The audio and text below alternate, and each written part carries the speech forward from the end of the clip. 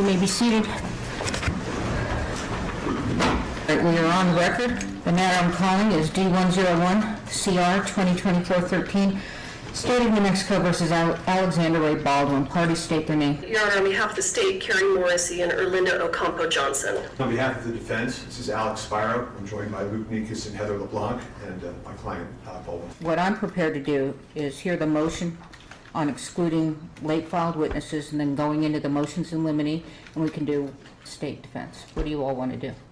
That's fine with the defense. I think many of the motions hopefully will be far shorter, and some of these issues I think have somewhat been dealt with the briefing, because as much time today as can be spent on things to make sure we have an orderly and good trial, I think are helpful. Some of those were raised in the bills and some were not, so that's a fine system, and we're going to hope, at least on the defense side, to move quickly. Okay. All right. State of New Mexico's amended expedited motion to exclude defense witnesses Ryan Winterstein and Christopher Zook. Your Honor, the state filed this motion on June 26, 2024, after the defense disclosed on June 24th a witness by the name of Ryan Winterstein. I understand he is one of the producers of this film. Mr. Winterstein had not been disclosed by the defense on any of their witness lists prior to June 24th. While they argue that the state had Mr. Winterstein on its witness list in the Hannah Gutierrez trial, we would respectfully submit that's a different issue. So here, the state did not have Mr. Winterstein as a witness. So we understand that the defense is claiming that the reason they added him is because the state, at the last minute, added this producer theory. However, as the court, I think, noted in one of the hearings that we had previously, this producer issue was known to the defense. In fact, during the grand jury presentation, and it begins at page 186 of the grand jury transcript, Ms. Morrissey questions the state's expert, Brian Carpenter, about Mr. Baldwin's role as a producer. This is not something that was new to the defense. Under State versus Lemire and State Sanders, the state is asking the court to exclude Mr. Winterstein because, number one, we have not been provided with the statement that he is going to be making or has made. We didn't have an opportunity to do a pretrial interview of Mr. Winterstein. So as it relates to this case, the state has no idea what he is going to be testifying about or any previous statements that he made relating to this particular case. Setting Gutierrez trial aside, the issue is, what is he going to say in this case? Because of the late nature of this disclosure, we'd ask that the court exclude Mr. Winterstein. With regard to, now, while the defense is right, the state did not request pretrial interviews of law enforcement witnesses. They were made available. Mr. Zook was set for a pretrial interview, but apparently he has left the sheriff's department, so the defense canceled his subpoena and did not proceed with the pretrial interview. So he was not interviewed. We would respectfully ask that because of the fact that the state has not interviewed these witnesses, and particularly Mr. Winterstein was disclosed so late in the game, we ask that the court exclude these witnesses. Unless the court has any questions, Your Honor, we rest on the motion. The court does not. Thank you. Thank you. Good morning, Your Honor. Morning. So we'll start first with Christopher Zook. As the state has already conceded, the state did not actually request a pretrial interview of Mr. Zook. It is something that they do have to request. The defense did set up an interview that was for our own benefit. We did inform the state that we had set the interview so that as a courtesy they could come if they wanted to, but it was not something that they requested. If the party does not request the interview, then it is deemed waived. I do have an exhibit to provide to the court. I also have a copy for the state. So I do have an exhibit A, which is to this motion, if I may approach, Your Honor. What I've presented the court with is a series of emails that were exchanged between the parties. These begin with the request that the state made for witness interviews in this case.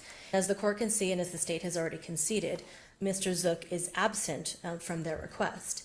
Now, the reason we've included these additional emails as well is because there were multiple occasions on which the defense actually asked the state if they wanted to amend or add any additional witnesses for whom they wanted to request pretrial interviews. At no time did the state then change their mind and say, yes, we want to interview Mr. Zook. So that was deemed waived, Your Honor. We canceled the pretrial interview that we had set for our own benefit, for our own reasons. So the state cannot now seek to exclude him when they did not take advantage of the process that was available to him. Additionally, with respect to Ryan Winterstein, it is somewhat ironic that in their motion, the state claims that the defense recently added Mr. Winterstein to gain some sort of tactical advantage, when really what we have here is that type of behavior on the part of the state. One of the ways that we see this is that with respect to the initial filings, before there was a dismissal in this case, when the case was originally brought before the court against Mr. Baldwin, originally it had been clear that the previous prosecution team had intended to produce and to pursue a theory that involved liability based on a producer theory on Mr. Baldwin's alleged role as a producer.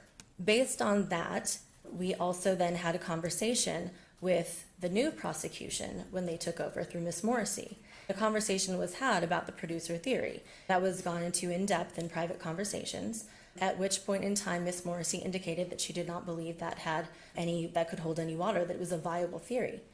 Later, certainly there was the grand jury presentation. Now, there was really not much of anything related to Mr. Baldwin being a producer. They didn't call anyone who was on the set. There were a number of different producers. I believe it was 6 different producers who were actually on the Rust set. They didn't call a single one to testify. So it was not clear to the defense. The fact that it was unclear to the defense is apparent in the fact that we have an additional exhibit, Your Honor, if I may approach.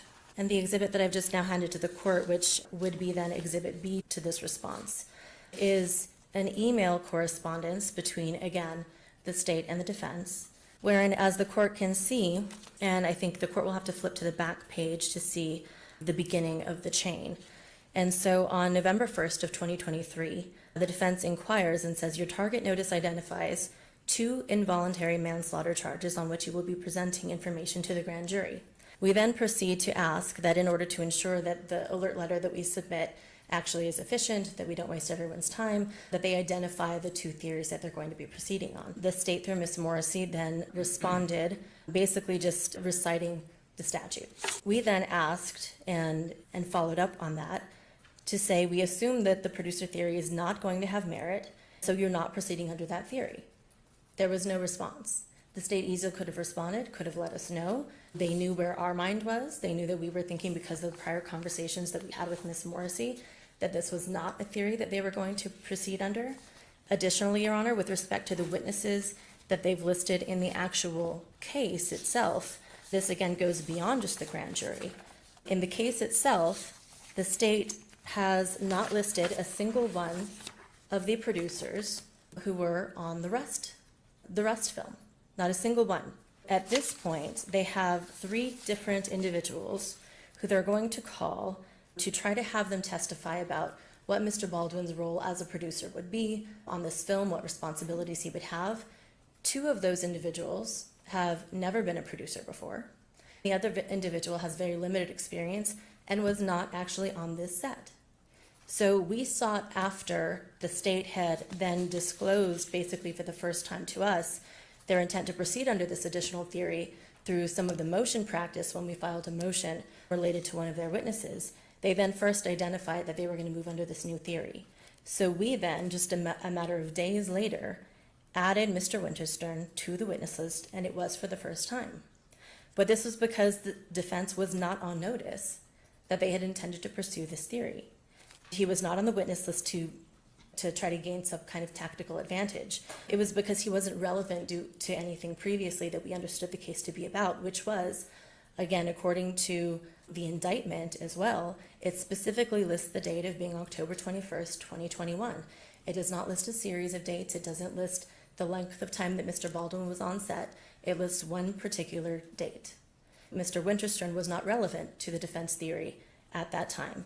However, now we have added Mr. Winterstein. The state cannot claim prejudice because Mr. Winterstein was a witness in Hannah's trial. I'm almost finished, Your Honor.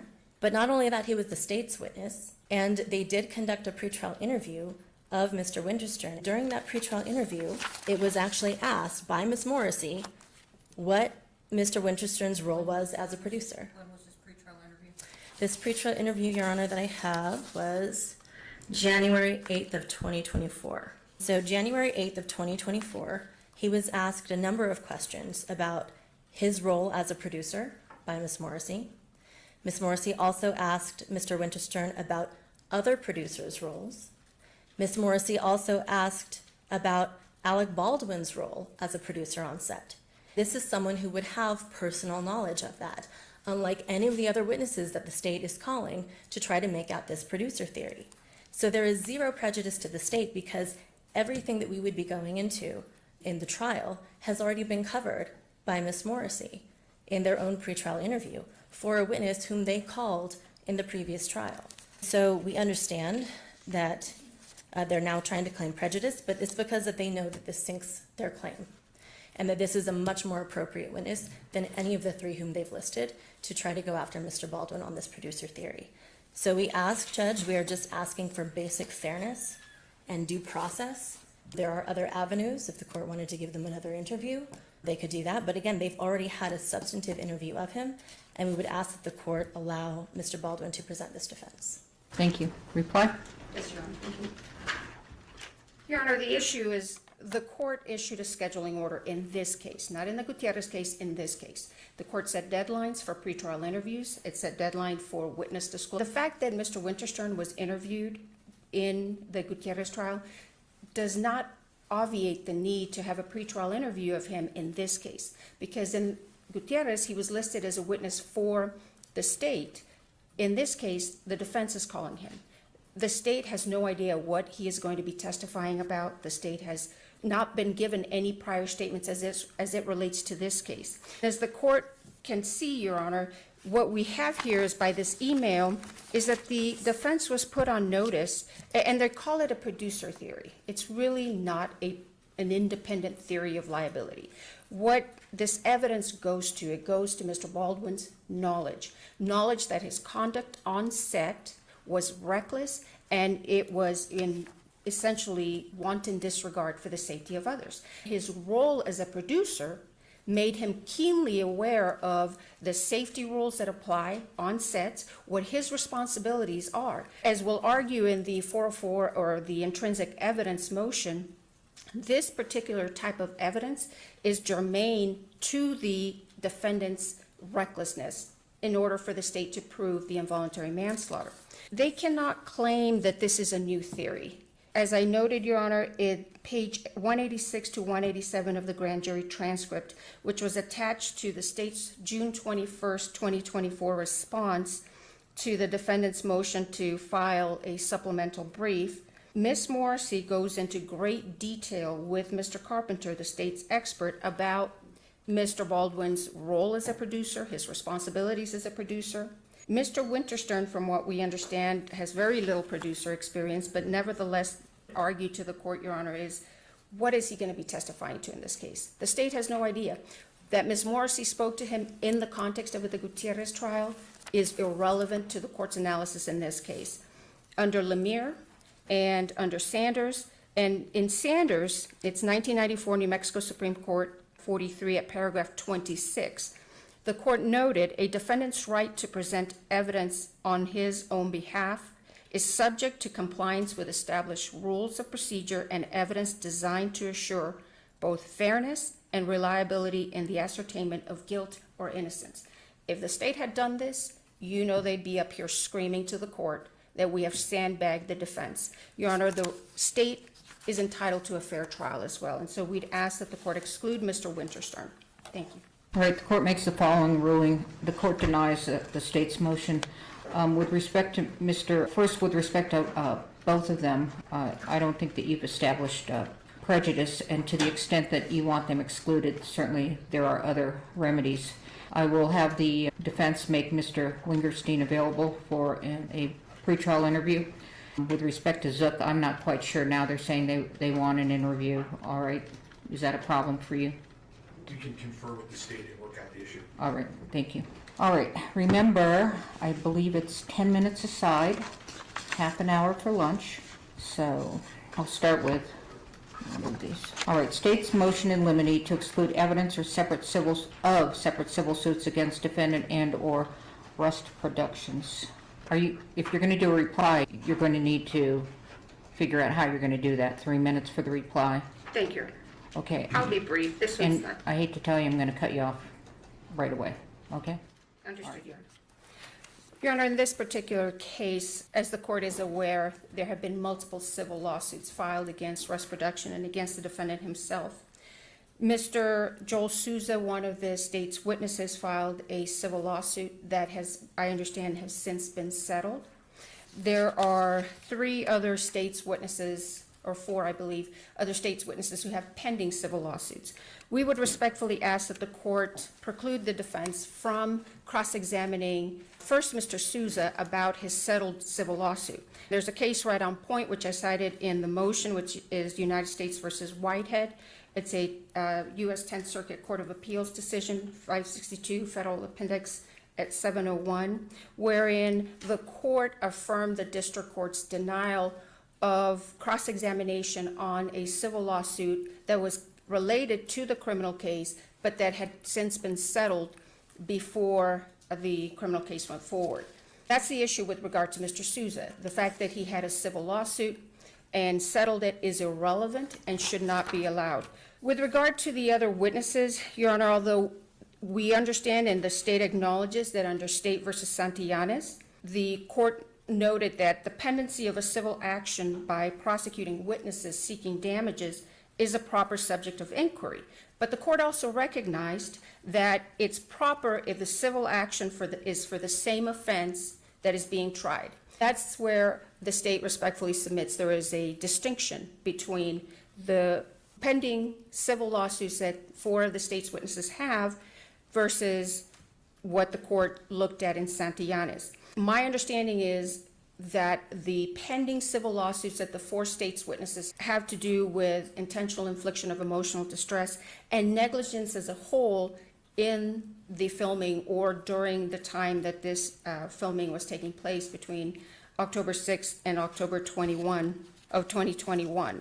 So it's not specifically related to the charge that the defendant is facing. Now, if someone had a pending wrongful death lawsuit, I would concede that is germane and is subject to cross-examination. But because there is a difference between the civil lawsuits pending criminal prosecution, we would respectfully request that the court deny or preclude the defense from questioning these witnesses about their pending civil lawsuits, unless the court has any questions, Your Honor. Your Honor, the defense has no present intention of questioning Mr. Souza about his settled lawsuit. I'm not waiving that issue, but I don't think the court needs to get there today. The rest of this issue is quite easy. This cross-examination was done during the Armour's trial, as the court no doubt remembers. In that case, there was 0 financial motive.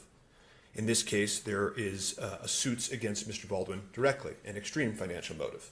Number 3, the lawsuits are exactly on point. It almost actually looks, if you look at the lawsuits versus the state's case, like they copied and pasted it. I know this case seems in some ways like a civil negligence case, but it literally looks like they may have copied and pasted part of the lawsuits. So they're directly on point. None of their cases say what they claim. The case law in this is clear. It's actually one of those issues that's universal amongst all 50 states and all courtrooms in this country. You can always cross-examine a witness about their motive and bias. You can always ask them if that's the reason they're testifying in a certain way. That's what the Confrontation Clause promises us. That's what the Constitution demands. I have nothing further. Any reply? just very briefly, Your Honor. Your Honor, it's a fine distinction. It's made in State versus Santillanes. If the civil action, and I quote, was for the same offense being tried in a criminal action, absolutely agree, it would be subject for cross-examination. But I would respectfully submit that there are differences here between the civil actions and this criminal prosecution. So we'd ask that the court preclude any cross-examination. All right, the court makes the following ruling. Evidence of pending lawsuits against defendant by testifying prosecution witnesses is proper impeachment evidence. The motion is denied. All right, next up is defendant Alec Baldwin's motion in limine to preclude improper impeachment evidence. Is that what you all have as the next one? Or was that at the end? Is there a number? Well, that's the problem. In the beginning, you didn't number. That's my fault. I'll take responsibility for all faults to date. Okay, so you want to do these at the end, and you want to start with, what do you want to do? I'm happy to do motion, what looks to me like motion eliminate 1 from Okay, the- we'll do the these other defense. ones later, all right. Defendant Alec Baldwin's motion in limine to preclude improper prosecutorial conduct and require an orderly trial. And yes, Your Honor, I think this is a good place to start today because this is my main issue throughout the day and what I'm going to ask to address at various points. That's why I'm going to keep my remarks so brief on all my motions, because hopefully the court will give me the courtesy of a few more minutes when I need at the end. But essentially, the court has the papers. Their response that the state is allowed to burden shift in certain places, that's their sort of strongest response, misses the mark. Even in the case they cite, right, what the prosecutor does, it's one remark in summation, where the prosecutor says, I, of course, have the burden of proof. It never leaves this table. This is a very serious proceeding, and I have the burden of proof. Just so you know, though, you can consider, and then they make one remark. That's the context of any case that goes against these basic propositions that are also the same in every single state in this country. The reason that I had to make this motion is because in reviewing some of the trial, and I haven't been able to get through every bit of it that I want to on this subject, but it's constant issues with controlling the prosecution from doing things that are just straight and proper. I don't know what to do in that circumstance. I've never made a motion like this before, but it's objection, this witness doesn't know that, objection, they don't know how to identify the picture. We have plenty of other witnesses. Sometimes it was no objection at all. Sometimes the prosecutor just called out from the prosecution table and started saying, I would request the witness read the entire transcript. He can't answer that. Then there's the questions, and we'll get to this in another mill, which is constantly, every single witness. They'd ask a question, what happened next? Where was Miss Hutchins during that? Where was Miss Hutchins? Oh, she was in the helicopter. Then they would go on. They would ask another question about the chronology. They said, where's Miss Hutchins? She's in the helicopter. It's misconduct. You can't do that. You can't do that as a prosecutor. You're not allowed to do that as a prosecutor. It's very serious to do that as a prosecutor. So eventually the court at some point stopped Miss Morrissey from doing the coaching, speaking objections, and then Miss Morrissey began, every time her name was mentioned in a question, she began to stand up and say, I'm being talked about in this question. She began interrupting the proceedings. So I didn't know how to address this. I don't know how to address this, even as I stand before Your Honor. But my request would be objection, relevance, objection, hearsay, and nothing else. In the very rare circumstance when an issue rises to the level of extreme importance or constitutional imprint, a lawyer can approach. If there's something very complicated, a lawyer can approach. But otherwise, none of those tactics and devices should be used at this trial. We've come a long way to get here. The court has been very patient. All that we want is a fair trial. And for the rest of this, I would rely on my papers. Thank you. Response. Your Honor, I think we can agree on one thing, absolutely, without a doubt, and that's beyond dispute. The state has the burden. The state cannot shift that burden to the defendant. Absolutely agree. However, there are those limited circumstances where the state is given latitude with regard to countering defendant's arguments. For example, the defendant comes in and, as the court has heard, presents argument that somehow somebody modified this firearm. Where is that evidence? The state should be allowed, and it has been allowed, and in fact, in State versus Aguayo, which is cited in the motion, 1992, New Mexico Court of Appeals 124, the courts have allowed the prosecution to argue that the defense didn't present witnesses to support their defense theory. But the state has the burden. There's no question about that. So we would ask that the court give the state some latitude with regard to responding to defendant's arguments. I can guarantee you, we will not, the state will not, under any circumstances, shift the burden to the defendant, because that's improper and it will not happen. With regard to vouching for opinion or for witnesses, I agree it is improper to vouch for a witness's credibility. But there are circumstances, Your Honor, where the state is permitted to comment on the veracity of a witness as long as it's based on evidence. If the prosecution says, it's my opinion that this witness was truthful, absolutely improper, absolutely agree. But if it's based on evidence that a witness testified to X and there's corroborating evidence of X, the state is allowed and should be allowed to argue to the jury that this witness has testified truthfully based on the evidence. Finally, part of this, during closing argument, Your Honor. Yes, no, not during the trial. With regard to coaching witnesses, Your Honor, which is the last part of this motion, I agree as well. A prosecutor must not coach a witness, particularly must not coach a witness to testify falsely or to phrase the witness's testimony. However, it is absolutely proper for the prosecution to meet with witnesses, to prepare to testify. The defense has taken the position, I believe, that any sort of preparation with witnesses is improper. I would ask that the court not allow the defense to try to imply to the jury that meeting with witnesses prior to their testimony is improper. Coaching, absolutely. That the prosecution to tell a witness what to say, absolutely agree. But to meet, to prepare for their testimony is completely proper. We'd ask that the court not allow the defense to comment on that as being improper. Anything else? No, Your Honor. All right. I have to say, I don't like these kind of motions because I'm not going to be bound by it during trial where someone shows me an order and says this is what I said.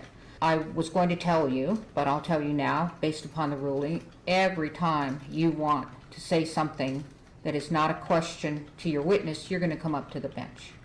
You do not get to say, objection, blah, blah, blah, and then wait for me to say to come up. You're going to come up. And this happened in the Hannah Gutierrez trial. Yeah, just point of clarification. I don't have any intention of approaching during the trial other than the rarest of circumstances. No, you have to come up to the bench and put on the record your objection. You don't get to do it from there.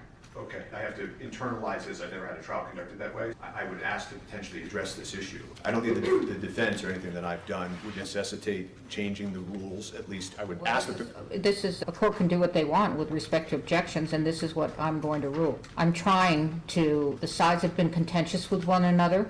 I think that you all may not intend to, but you might want to try to get the jury to see what's wrong with that question or make some argument to try to influence the jury. If you're going to object, it's going to be up here, and you're going to put on the record what the objection is, and I'll make a ruling up here. May I just approach for just Yes. a second? I'm glad I saved my rebuttal because I do want to address this issue, Your Honor.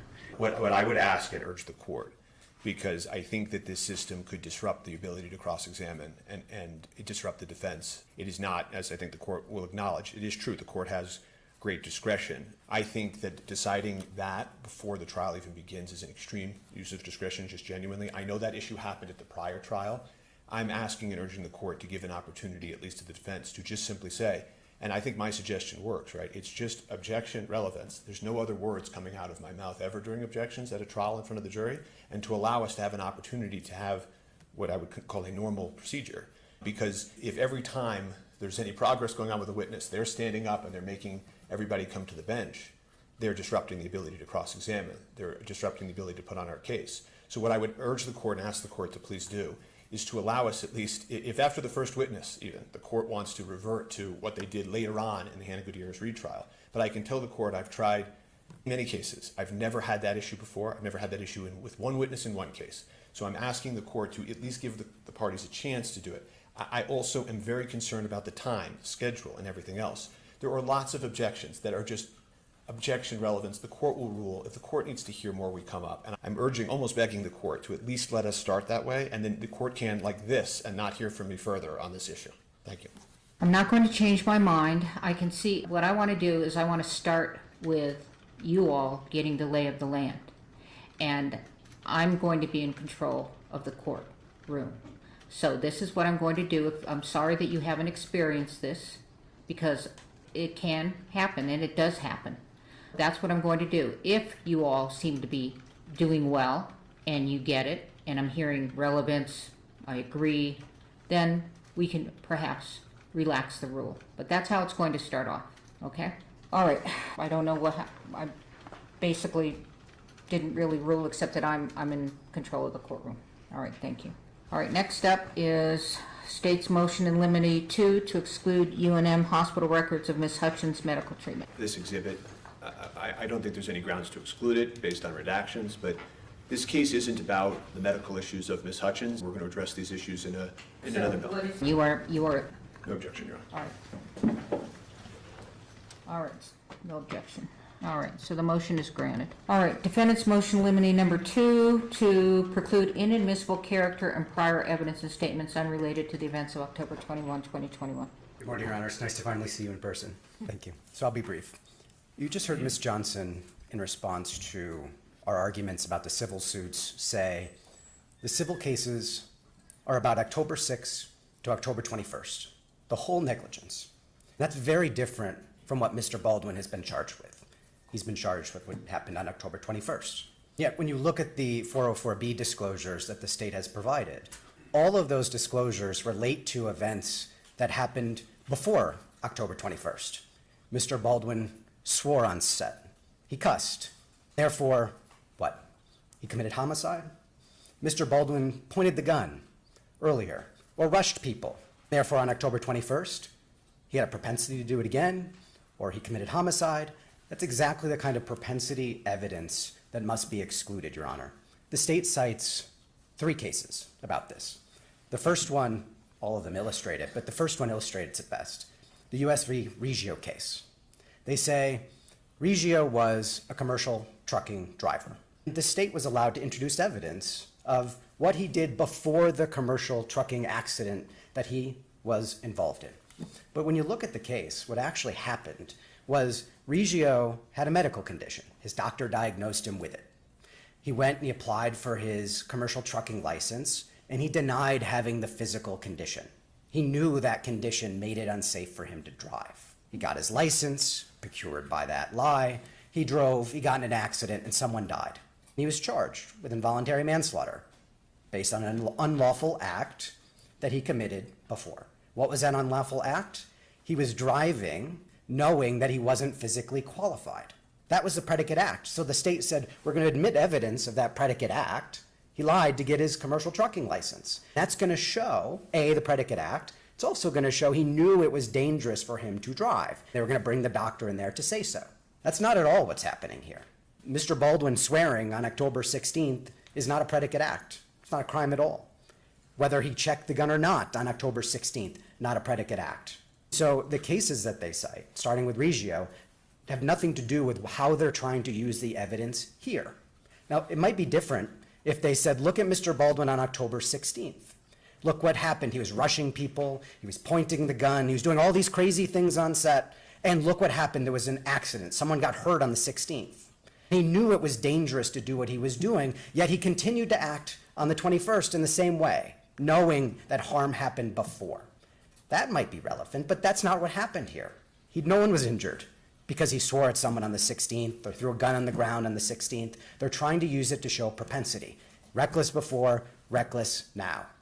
They cite 2 other cases, the Coughlin-Lambert cases. Coughlin, they say, the court allowed the government to introduce evidence of his prior athletic activities when he had submitted a victim's compensation claim after being injured at 9/11. The state says, see, look, prior activities, case now about a fraudulent claim, 9/11. But the fraudulent claim charge against him was that he wasn't actually injured at 9/11 as severely as he said he was, because look at, he's running around, he's an athlete. He's clearly not injured. So it had nothing to do with propensity, it had nothing to do with he's a bad guy and therefore he committed fraud on the victim's compensation fund. It was directly relevant to it. Same with the Lambert case. It's a bank robbery case. The defendant was talking about robbing a bank before, planning the locations, plotting it out. And then, lo and behold, not so long after, he robs a bank. He says, you can't do that. You can't admit character evidence. The court says, no, you were talking about robbing a bank. You were planning the location. That is directly linked to the fact that you did, according to the state. So all of the cases they cite have a very direct link. The evidence that they're trying to admit against Mr. Baldwin, it's all propensity. Mr. Baldwin's not a murderer on the 21st because he swore on the 16th. They're going to try to show that. That's highly improper. It should be excluded. Thank you, Your Honor. May I please the court? Your Honor, first, these other acts evidence constitute res justi. This is intrinsic evidence. I can tell you I'm intimately familiar with the United States versus Riego case because that was my case. Mr. Riego was charged with 4 counts of involuntary manslaughter. The court allowed the introduction of his prior medical records from about 2 years before the incident happened. So the traffic accident happened on September 7th, 2019. And Mr. Riego was driving on the interstate on a phone call with his wife. Then he unfortunately crashed into the victims and killed 4 people. The court allowed evidence of those medical records and allowed evidence of his application to get his commercial driver's license, where he indicated that there were no medical issues. And also, the court noted in allowing this as res gestae, or intrinsic evidence, that this evidence goes to the defendant's state of mind. So for involuntary manslaughter under the state statute, as the court knows, the state has to prove that the defendant acted without due caution and circumspection. We have to prove criminal negligence, that the defendant willfully disregarded the rights and safety of others. The uniform jury instruction, and it's cited in the Henley opinion, that the defendant should have known of the danger involved in his or her actions and continued to act. So intrinsic evidence is evidence that is directly connected or provides context to the jury of the charged offense. It's connected to the factual circumstances. So what the defense wants is for the jury to be, for the state to only be allowed to introduce the moments leading up to October 21st, 2021, when the defendant shot Ms. Hutchins. However, intrinsic evidence allows the introduction of evidence that's inextricably intertwined with the acts that form the charged offense. So I would respectfully submit, Your Honor, that the state has submitted this notice on June 17th as required, putting the defense on notice that these different videos show the defendant acting in a wanton and reckless manner. For example, there are 8 videos, and those are exhibits 61, 62, 63, 67, 68, 72, 74, and 76, where his finger is on the trigger when it shouldn't be. There are some videos, 7 videos, that show the defendant sort of horseplaying around with guns, exhibits 95, 111 to 115, and 65. Evidence of the defendant using the gun as a pointer, exhibits 91 and 58. These are inextricably intertwined with what he did on October 21st, when he pointed that gun at Ms. Hutchins, cocked the hammer, and pulled the trigger. So that prior evidence, those other acts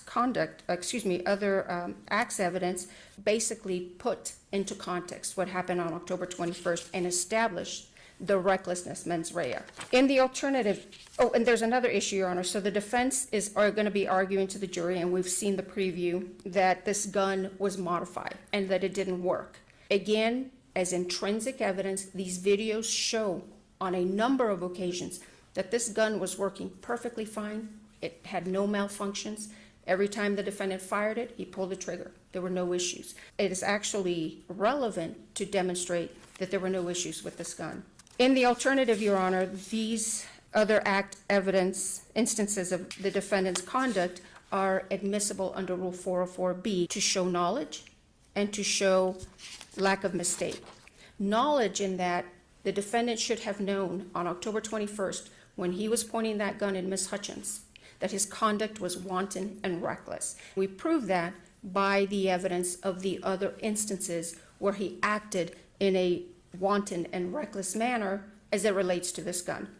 It also shows that there's no mistake. The defense is going to argue, oh, this gun just discharged on its own. I didn't do anything.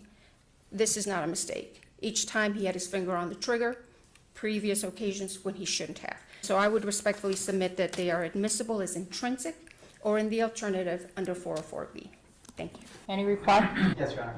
2 points, Your Honor. Number one, the state told you what it's going to do. It's going to try to show recklessness before and therefore recklessness on October 21st. That's propensity evidence. That is not what Reggio allows, not what Coughlin allows, not what Lambert allows. They cannot do that by showing what happened before is an indication of what happened after. There was no, as I said, aha moment connecting state of mind before to state of mind on the 21st. No accident happened. Reggio, the reason state of mind was inextricably linked was because he lied about his medical condition knowing he couldn't drive. That's the proof. That was inextricable. It was a predicate act. None of these are. On top of that, most of the clips don't show Mr. Baldwin shooting. They show him swearing or putting a gun on the ground or taking a gun when he's lying on the ground and accidentally pointing it. These issues are not what they're trying to show about the 21st. He's not shooting, showing a malfunctioning gun in most of them. They're trying to bring it all in, not to show what happened on the 21st, but to use it as reckless evidence of before and therefore after. She just told you that, Your Honor. I have nothing further. All right, thank you. You're going to see me looking at my laptop. That's because I took notes on these matters on my laptop. All right, the court rules and reasons. Evidence regarding defendant's handling or firing of the firearm or firearms firing during the filming of Rust are relevant in that they have any tendency to make a fact more probable, to wit that the firearm worked properly during the filming and that defendant Baldwin was not handling the firearm safely. This goes to facts of consequence in this action. Applying the balancing test in which the court may exclude such relevant evidence if probative value is substantially outweighed by unfair prejudice, confusing the issues, etc. The court balancing test does not weigh in favor of defendant. However, any of the videos or any evidence or pictures which relate to Mr. Baldwin not handling or that goes to the defendant's, the gun didn't work and they're showing that it did work because he's shooting videos that show that he's cocking the gun when he doesn't need to cock the gun, goes to the negligent use of a deadly weapon. However, everything else regarding him yelling at the crew or telling people to hurry up, none of that is relevant, and that is propensity evidence. I think that you all can look at the videos, look at any of those exhibits and agree which ones meet my ruling. If you can't do that, then I'll have to help you out. Okay? Denied and granted in part. All right, state's motion in limine to exclude irrelevant evidence and witnesses. Let me know if you all need a bathroom break or anything. Otherwise, we're going to noon. Now you need a bathroom break. This is state's motion in limine 3, correct? Your Honor, we filed this motion because we understand that the defense plans to call Robert Schilling. Mr. Schilling was a private investigator that was who was hired by the prior prosecution team. When Ms. Morrissey took over the case, Ms. Morrissey terminated Mr. Schilling because he had done absolutely nothing on the case, essentially. In response, Mr. Schilling sent an email to Ms. Morrissey and copied Mr. Bowles as well, and essentially criticized the law enforcement investigation and essentially said, I can't undo this disaster of whatever, I'm paraphrasing, of this investigation. So it was essentially a strong critique of the law enforcement investigation.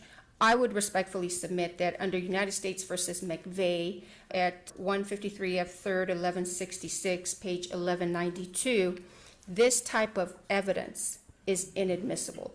Now, if there was, for example, evidence of what happened to the gun is going to be admitted. The state does not dispute that or disagree with that.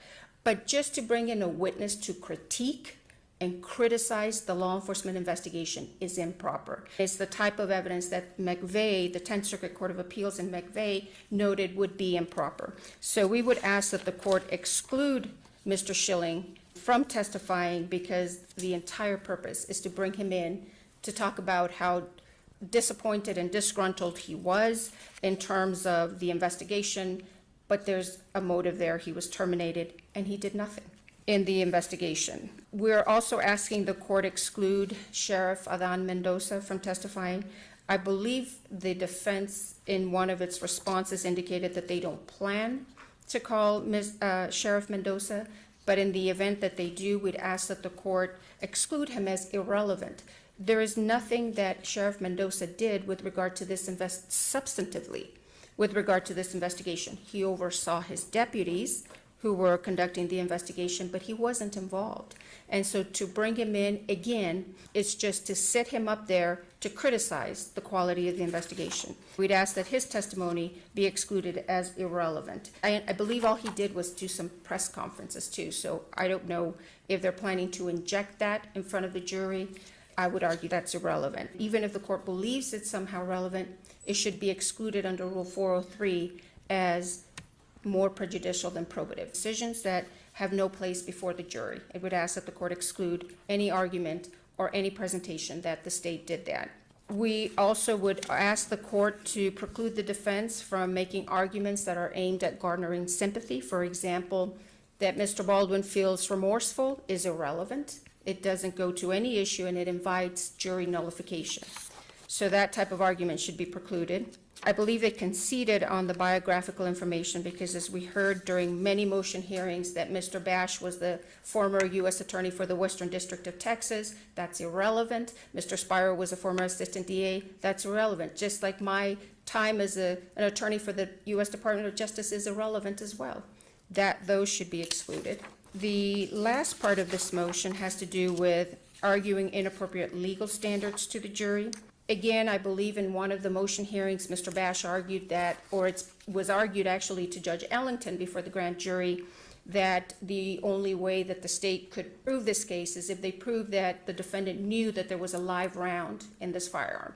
That's improper argument of the law. That's not what the law is. So, and I guess this is an issue that the court will have to take up as we proceed during trial, but just wanted to alert the court because there's been some argument in the past that the defense is trying to rewrite the law in this case, and that's improper, unless the court has any questions. Your Honor, just to go through quickly each of the issues, because some of them are premature and I think we can push them off and probably won't raise issues. But to start with the testimony of Mr. Schilling, Mr. Schilling signed the probable cause affidavit in this case. He was an investigator in this case, just like Detective Hancock and the others. There hasn't been a criminal defense case in the history of criminal defense cases where the defense lawyer didn't stand up and say the government's investigation was biased or improperly motivated or incompetent. That is Hornbook law. Why didn't you follow down this lead? Why didn't you put the gloves on? Why did you turn the lapel video off then? Why didn't you turn it on? These are all issues that are central to cross-examination in a case to challenge bias, improper motive, or incompetence. We've cited dozens of cases to you, Your Honor, cases where this wasn't admitted and it was reversible error. Schilling is part of the investigation. He's relevant to bias, motivation, and competence. He should not be excluded, number one.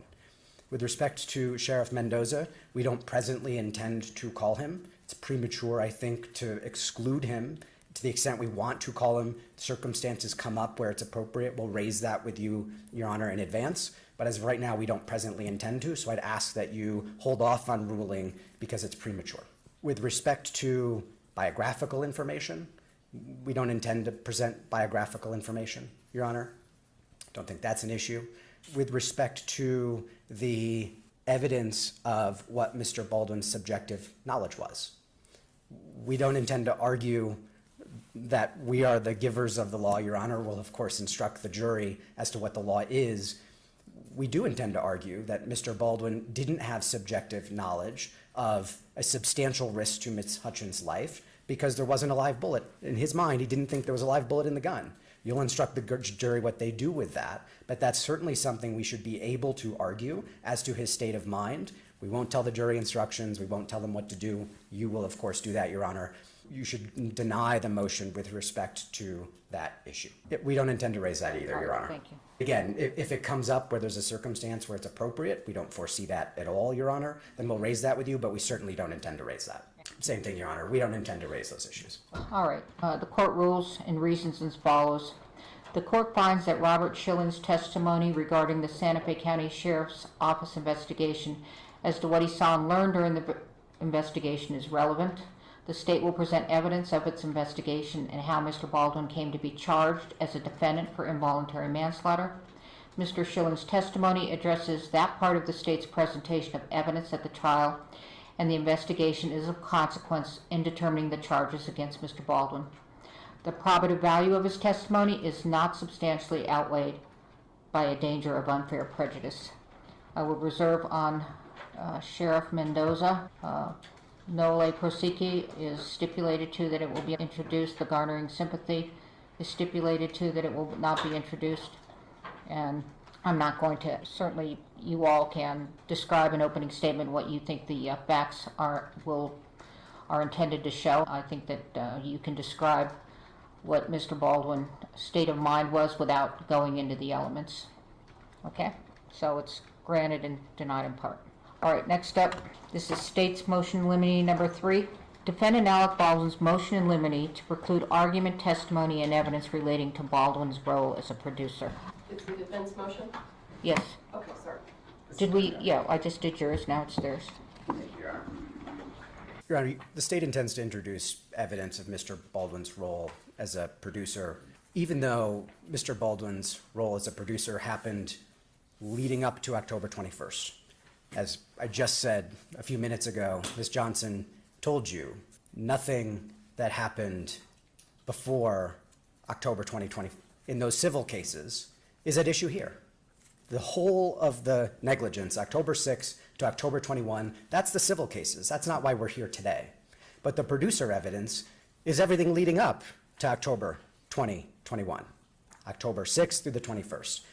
They're trying to hold Mr. Baldwin responsible for what he did as an actor on the 21st because they claim he was reckless as a producer leading up to that time.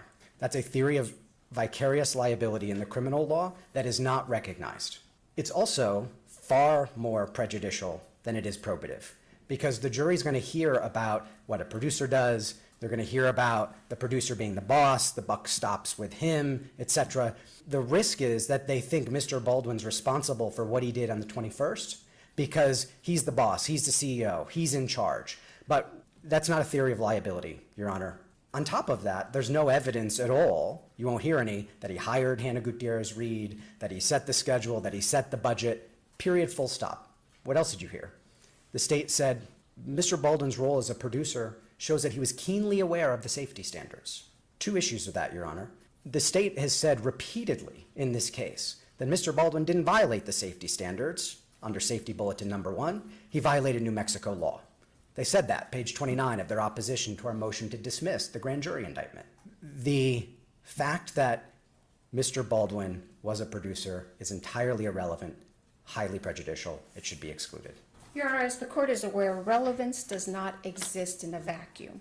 So the evidence that the defendant was a producer is relevant to demonstrate to the jury that as a producer, he is aware of his safety obligations, the safety duties, and there will be evidence of the bulletin number 1, which sets out movie set safety rules and how Mr. Baldwin indeed violated those. I think what Ms. Morrissey indicated in her response is that he did violate New Mexico law. But to demonstrate that the defendant's conduct was reckless on set, the state is also going to introduce evidence that he violated these set safety rules that are in place for actors and producers to follow. The arguments of defense, they go to the weight and not to the admissibility. They can cross-examine the witnesses because many state witnesses are going to testify that the defendant was the boss on set. Your Honor, with regard to what this is relevant to, it's relevant to his recklessness because we have to establish, again, it's not just in a vacuum, that the defendant's conduct on this set was reckless, and therefore, on October 21st, he should have been aware that his conduct of pointing a firearm at another human being, cocking that hammer, and pulling that trigger is reckless conduct. I think that both sides quoted the producer agreement. There are no limitations to this producer agreement.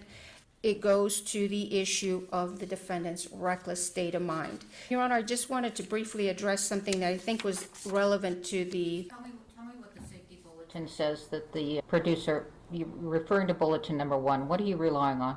There are a number of requirements as it relates to firearms that the actor and producers are responsible for the safety of others on set, for the safety of themselves and of others on set, that they are to treat a firearm as though it's always loaded. Do not point a firearm at another person. That is also, it's for both, Your Honor. These are set safety rules. But what about, you're not even relying on that. We are, Your Honor. In your response, you said that you weren't talking about the SAE guidelines, you were talking about New Mexico law. Your Honor, I think that these are two different issues that are being conflated. Mr. Baldwin is charged with involuntary manslaughter under New Mexico law.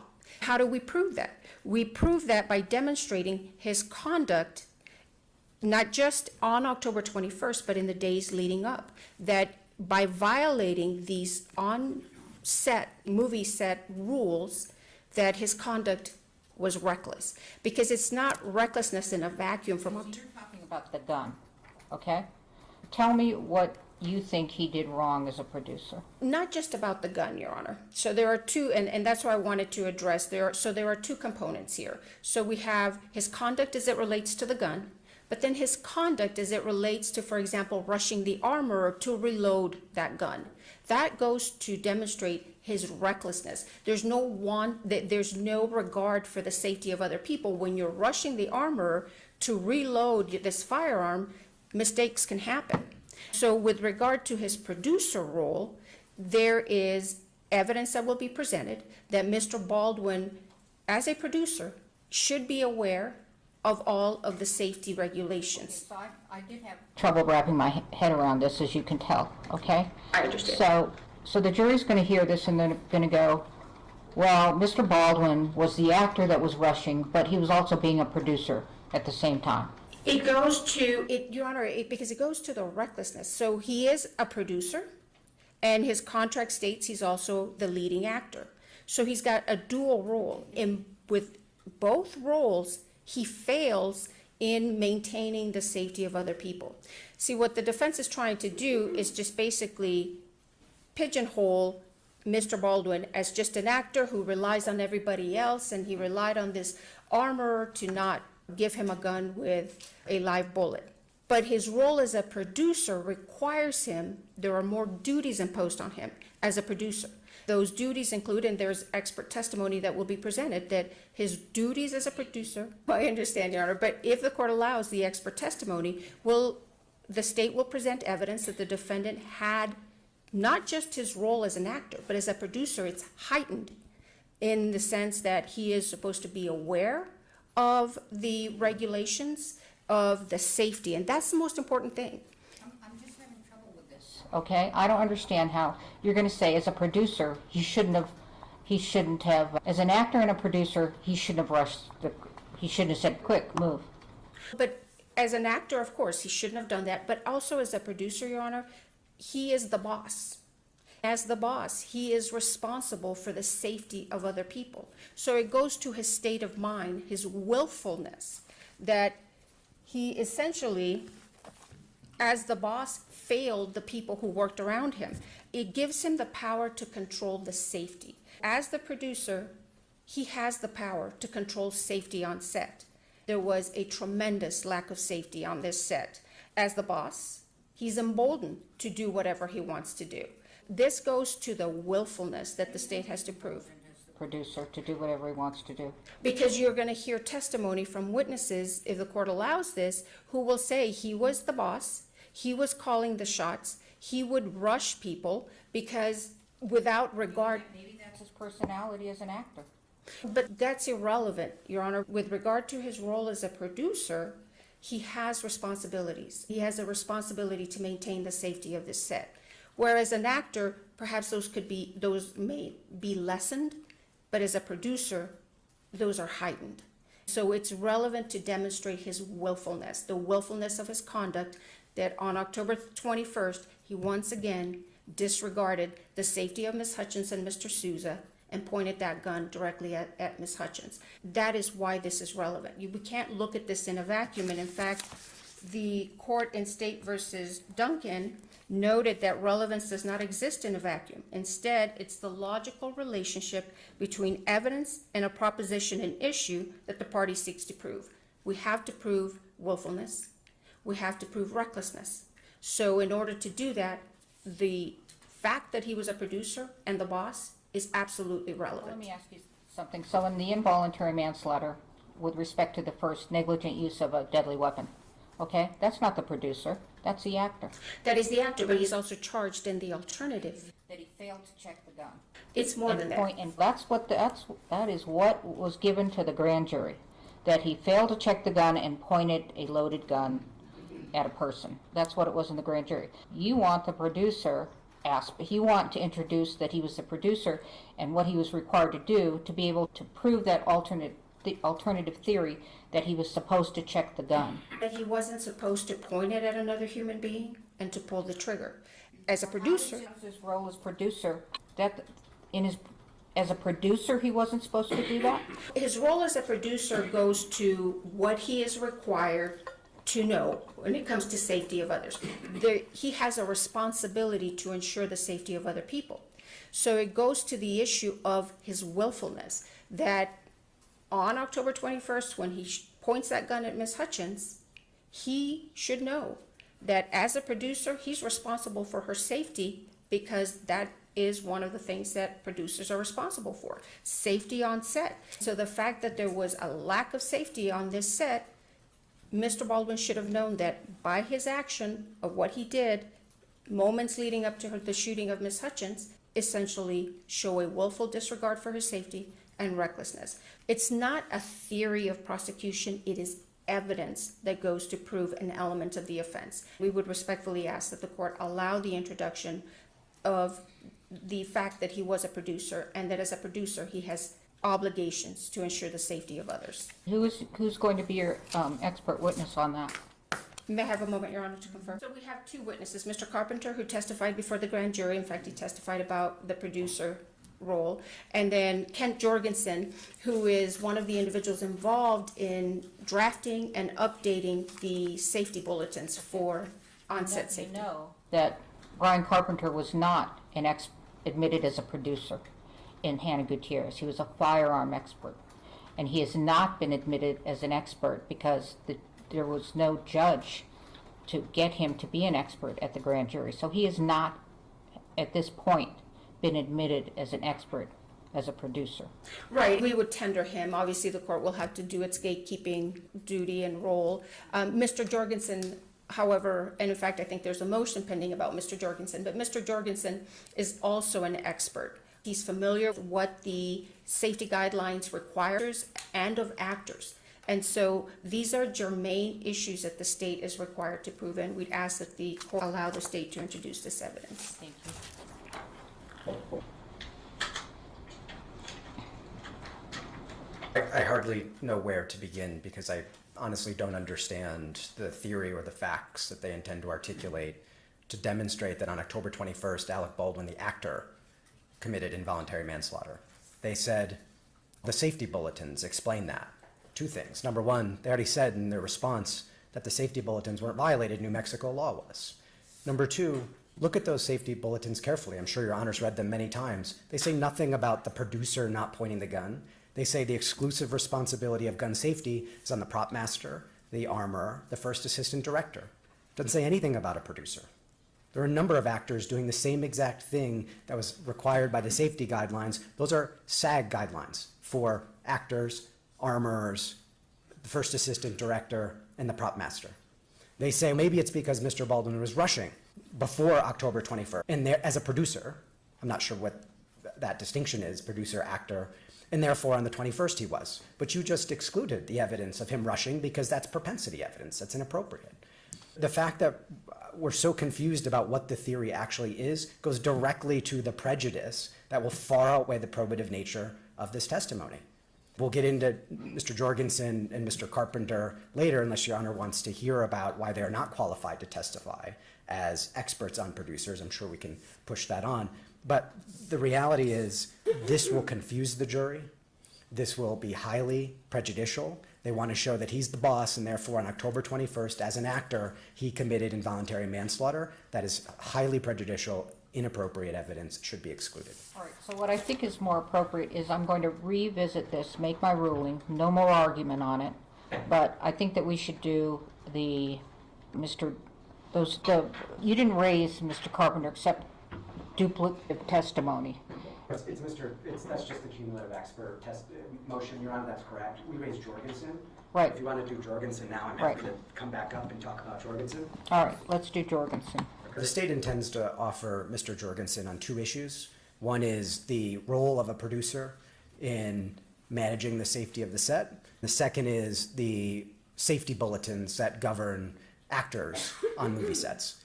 Mr. Jorgensen should be excluded. First things first, on the evidence of producer, his opinions on producer. Mr. Jorgensen has never been a producer in his life.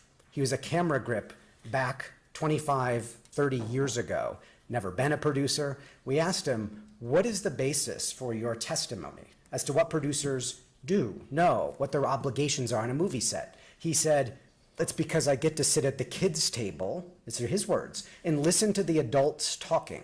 Your Honor, this is not the kids' table. This is the adults' table. Mr. Jorgensen has absolutely no expertise, and sitting at the kids' table doesn't allow him to sit over there and give testimony about what it is a producer is required to do on a movie set in a criminal trial on involuntary manslaughter, number one. With respect to the safety standards, Mr. Jorgensen didn't draft the safety standards. He's not a gun expert. He was a camera grip.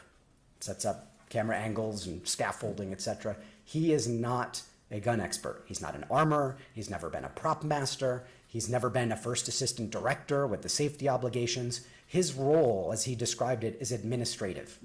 They want to draft safety guidelines. Mr. Jorgensen says, I'm going to go find gun experts. I'm going to delegate the drafting of safety bulletins to gun experts. They're going to draft it. Not Jorgensen, the gun experts are. And the gun experts are going to send it back, and Jorgensen wordsmiths and edits, but it's the gun experts who determine gun safety standards on movie sets, not Mr. Jorgensen.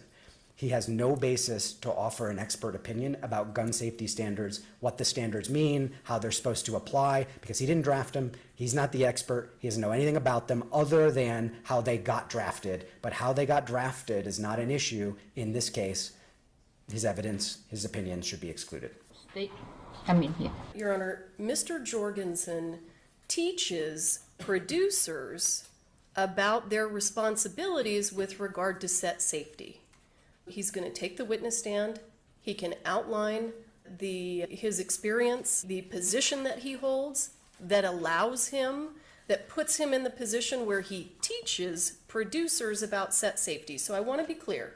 I am not calling Mr. Jorgensen so that he can come and just generally talk about this is what a producer does. I am calling Mr. Jorgensen to come in and talk about the producer's responsibility with regard to set safety. Mr. Jorgensen is acutely familiar with this because he actually teaches producers what their responsibilities are and how they can have a safe set and avoid getting sued for killing someone. We've got that as the first issue. Mr. Jorgensen is indeed one of the people who drafts the safety bulletins. I'm not sure where the confusion came in. Mr. Jorgensen is the chairman of it's on the tip of my tongue, the industry-wide labor relations, it's on my computer, my apologies. So in that role, what Mr. Jorgensen does is, here's how it works. Representatives from all of the different film unions come together. So we've got somebody from the Directors Guild and somebody from the Producers Guild and somebody from IATSE, and that's who Mr. Jorgensen is. They all get together and they agree and draft these safety bulletins. Mr. Jorgensen is one of those people who sits at the table, who drafts these safety bulletins. His testimony is entirely relevant, one, because he actually drafts the rules that Mr. Baldwin is required to follow, whether we're talking about him as a producer or an actor or anything. Number two, Mr. Jorgensen sits with people from the Producers Guild of America to sit and discuss these safety bulletins and whose responsibility is what, in addition to teaching producers how to do this. So I think that his testimony is absolutely relevant with regard to these are the safety bulletins. He lays a foundation for the safety bulletins. These are how the safety bulletins are created. This is a safety bulletin. This safety bulletin says, don't point a gun at anyone. Keep your finger off the trigger. Assume that anything that you point the gun at will be destroyed. Those are the safety bulletins that Mr. Jorgensen participates in developing. So his testimony is wholly relevant. Now, whether or not the court decides that Mr. Jorgensen's testimony with regard to a producer's responsibility as it goes to set safety is something that I think the court has indicated that you may want to reserve ruling on until you see and experience how the trial is unfolding. But there's no question that Mr. Jorgensen gets to come in and testify about the safety bulletins that he himself participates in drafting. Thank you. Just a few points, Your Honor. The fact that Mr. Jorgensen is allowed to teach at some university about how people shouldn't get sued in civil cases, it doesn't make him an expert in this court. He's never been a producer. He's not an expert in being a producer. The kids' table doesn't allow him to sit at the adults' table, period, full stop. He also is not a gun expert. Didn't draft it. They're going to have Mr. Carpenter come and testify about safety standards with respect to using the weapon, pointing it, not pointing it. Now they want a cumulative expert, Mr. Jorgensen, who doesn't actually develop the guidelines. He's not the gun expert. He admitted that. He doesn't develop the standards. He said, I hire gun experts to draft those standards. They're going to have two experts, one of whom clearly not qualified on gun safety, Mr. Jorgensen, testify, and then put Carpenter in too. This is a afternoon, a day of testimony of cross. We already have a short schedule, Your Honor. You should limit this testimony. He's not qualified to give opinions on these issues. The court makes the following ruling. The court will accept Mr. Kent Jorgensen to be able to testify before the jury as to what the SAG guidelines say, but he has no qualifications to opine on what a producer does. He doesn't know how a producer implements those guidelines. So he can say these are the guidelines, but he needs to be a producer to say, this, as a producer, this is how I follow, this is how I meet these requirements. The other thing noteworthy about Mr. Jorgensen is that based upon his pretrial interview, which is what would have been the time to let the state know, the defendant know what he was going to testify about, he was all over the place. And basically, he was like, I relied on Ross. I didn't talk to anybody. So yes, he will have hypotheticals about, and he may maybe sit over there in the gallery while he's and listen so that he can opine. But I think that interview indicated on top of it that my finding that he's not qualified to know what a producer does. So he can testify about the SAG guidelines, but he cannot opine on whether what Mr. Baldwin did as a producer was good or bad. All right. I'm going to revisit the producer. I'm going to make the following finding.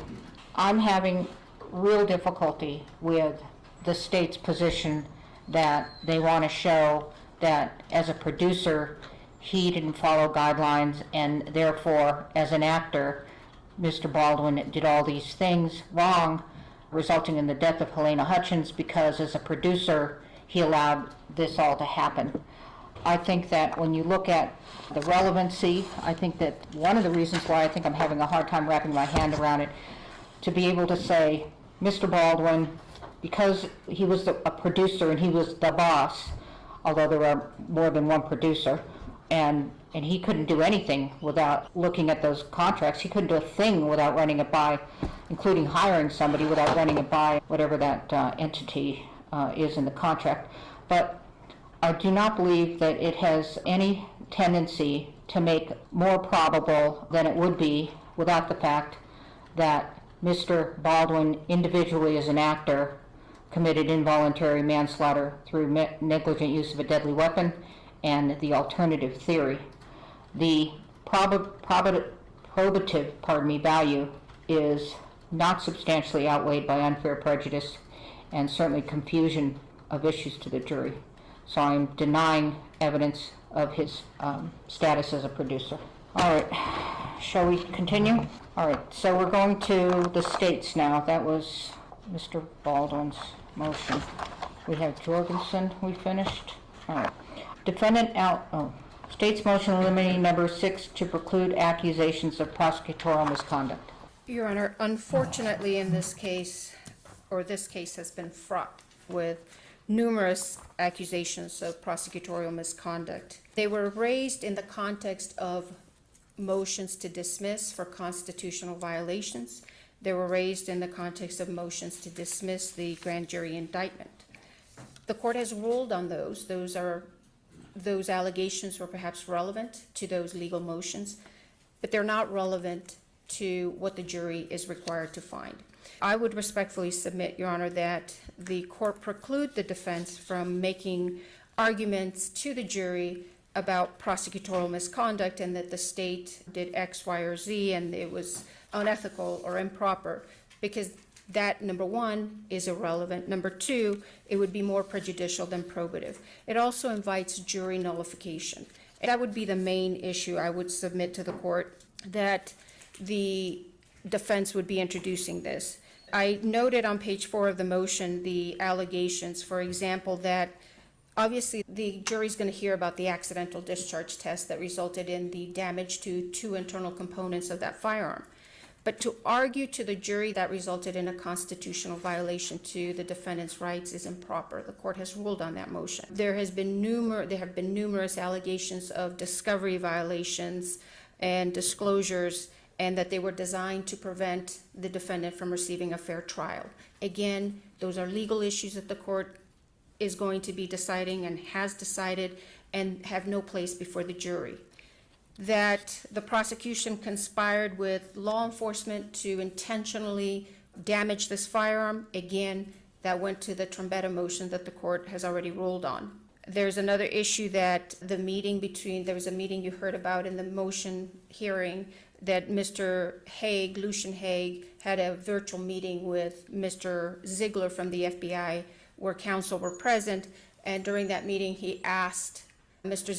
Ziegler how he conducted the accidental discharge test. Now, while that is a proper area of inquiry for cross-examination, any implication that was improper or unethical should be precluded, because under Rule 703, experts can confer with other experts in forming their final, and there's nothing wrong with that. I had to bring this motion to the court, Your Honor, because I am concerned that there will be, throughout this trial, numerous allegations that the state has engaged in misconduct and in trying to deprive the defendant of his right to a fair trial, and those have no place before the jury, and we'd ask that the court preclude that. Let me just be clear about what we intend to do and what we don't intend to do. This is not going to be a trial about the ethics of the prosecutors. It's not going to be a trial about they should have dismissed the case a long time ago. They did. They took it back. None of that's coming into this trial. No intention. What we intend to do is exactly what I discussed we were going to do with Schilling, for example. We're allowed to demonstrate that bias, improper motive, incompetence of the government investigation.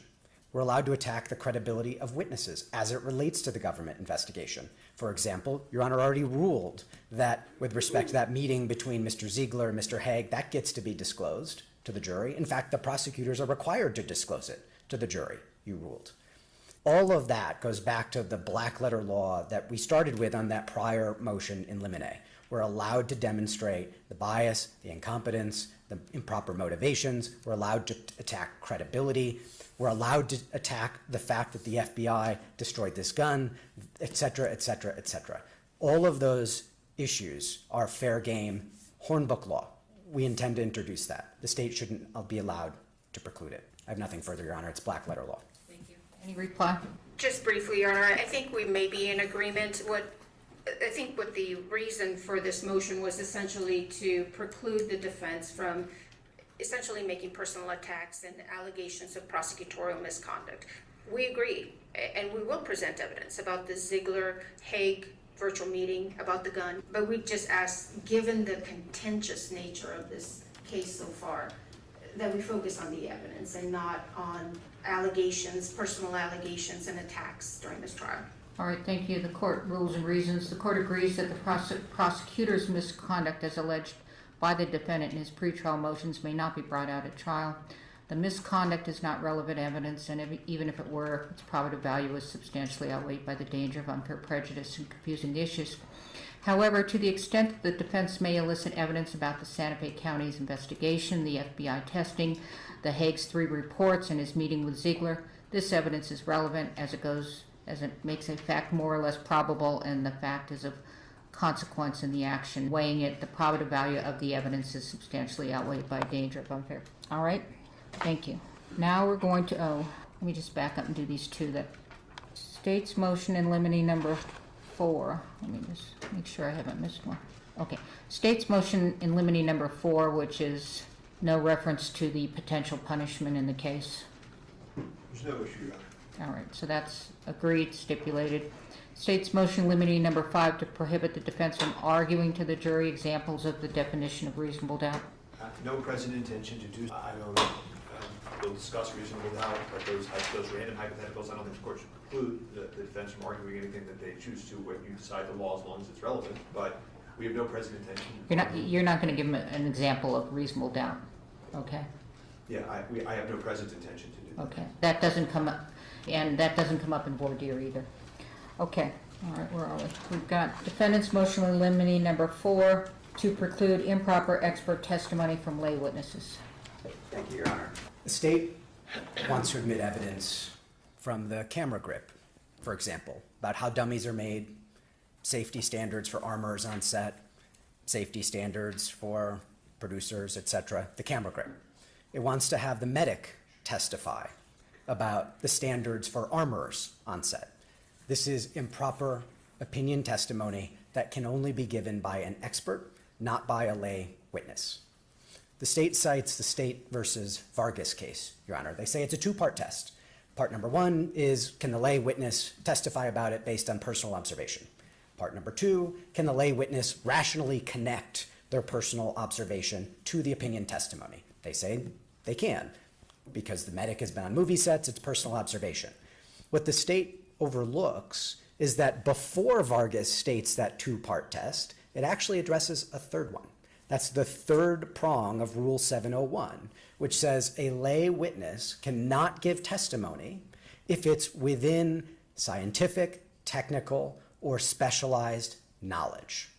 So Vargas says, testifying about movie standards, safety standards, armor standards, how dummies are made, the things that the camera grip and the medic, they want them to testify about, are within the specialized knowledge of someone on a movie set. As Vargas put it, it has to be only within the common experience and knowledge of a lay person. Now, how do we know that testimony is not within the common experience and knowledge of a lay person? Because the state says so in its other motions. I brought my notes up here so I can get the language exactly right. In one of its in limine motions, with respect to the cumulative expert testimony, that's motion in limine number 8, here's what the state says. Many people, like many jurors, are not at all familiar with safety protocols on movie sets. Many of the state's experts are being called to educate the jury with regard to safe practices in movie sets. On the Jorgensen motion that we just went over, Your Honor, let me read from that one too. Safety bulletins and protocols on the use and handling of firearms on a movie set, as well as movie production requirements to ensure a safe working environment, are not within the average layperson's knowledge. They try to admit Mr. Carpenter's testimony on that too. They say this is specialized knowledge, expert testimony. They try to get experts in on it, but then they try to say it's just lay opinion testimony that the medic can offer, the camera grip can offer. They cannot have it both ways, Your Honor. In fact, Vargas reversed a conviction when the court allowed that evidence. That was a police detective who was allowed to testify about his experience with a stun gun, how it was used, how it was made, etc. The court allowed that at the trial level. The defendant said that's lay opinion testimony. That doesn't satisfy that third prong. It has to be tested under Rule 701. The appellate court said, you're right, reverse conviction. That was an expert testifying because the average and common experience is not that of a detective. So it had to go through the gateway of 702. The state has not offered, has not disclosed Ms. Schaefer, Mr. Looper, or any of the other witnesses on this set as expert witnesses. They never made that expert disclosure. To the extent they did, we would have obviously filed an in limine motion to exclude them as experts. They weren't offered as one, so we filed it this way, as experts, because the medic doesn't have the expertise to testify about armor standards, or the camera grip doesn't have the expertise to testify about movie production requirements. We just went through that with Jorgensen.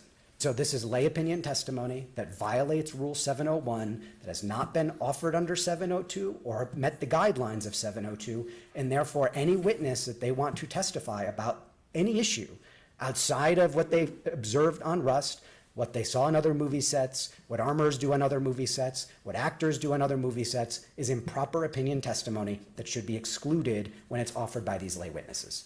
Thank you, Your Honor. If I were the defense, I'd want this testimony excluded also.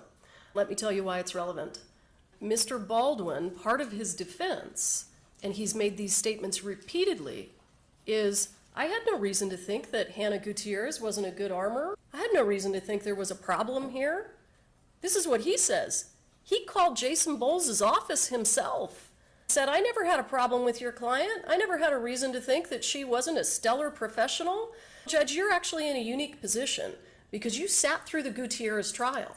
You saw and heard the other people, the other crew members who worked on that set come in and say, we knew immediately this lady wasn't following the proper safety protocols. How do we know that? Because Ross Audiego has worked on 60 to 100 films and TV shows. Same thing with Lane Looper. Same thing with Sherilyn Schaefer. She's the set medic. She's paying attention to what's going on with regard to safety. These are not people who are being called as experts to come in and talk about set safety. These are people who are going to come in and say, we had safety concerns on this movie set because we knew from our experience, and by the way, this gentleman was the most experienced person on set, Mr. Baldwin.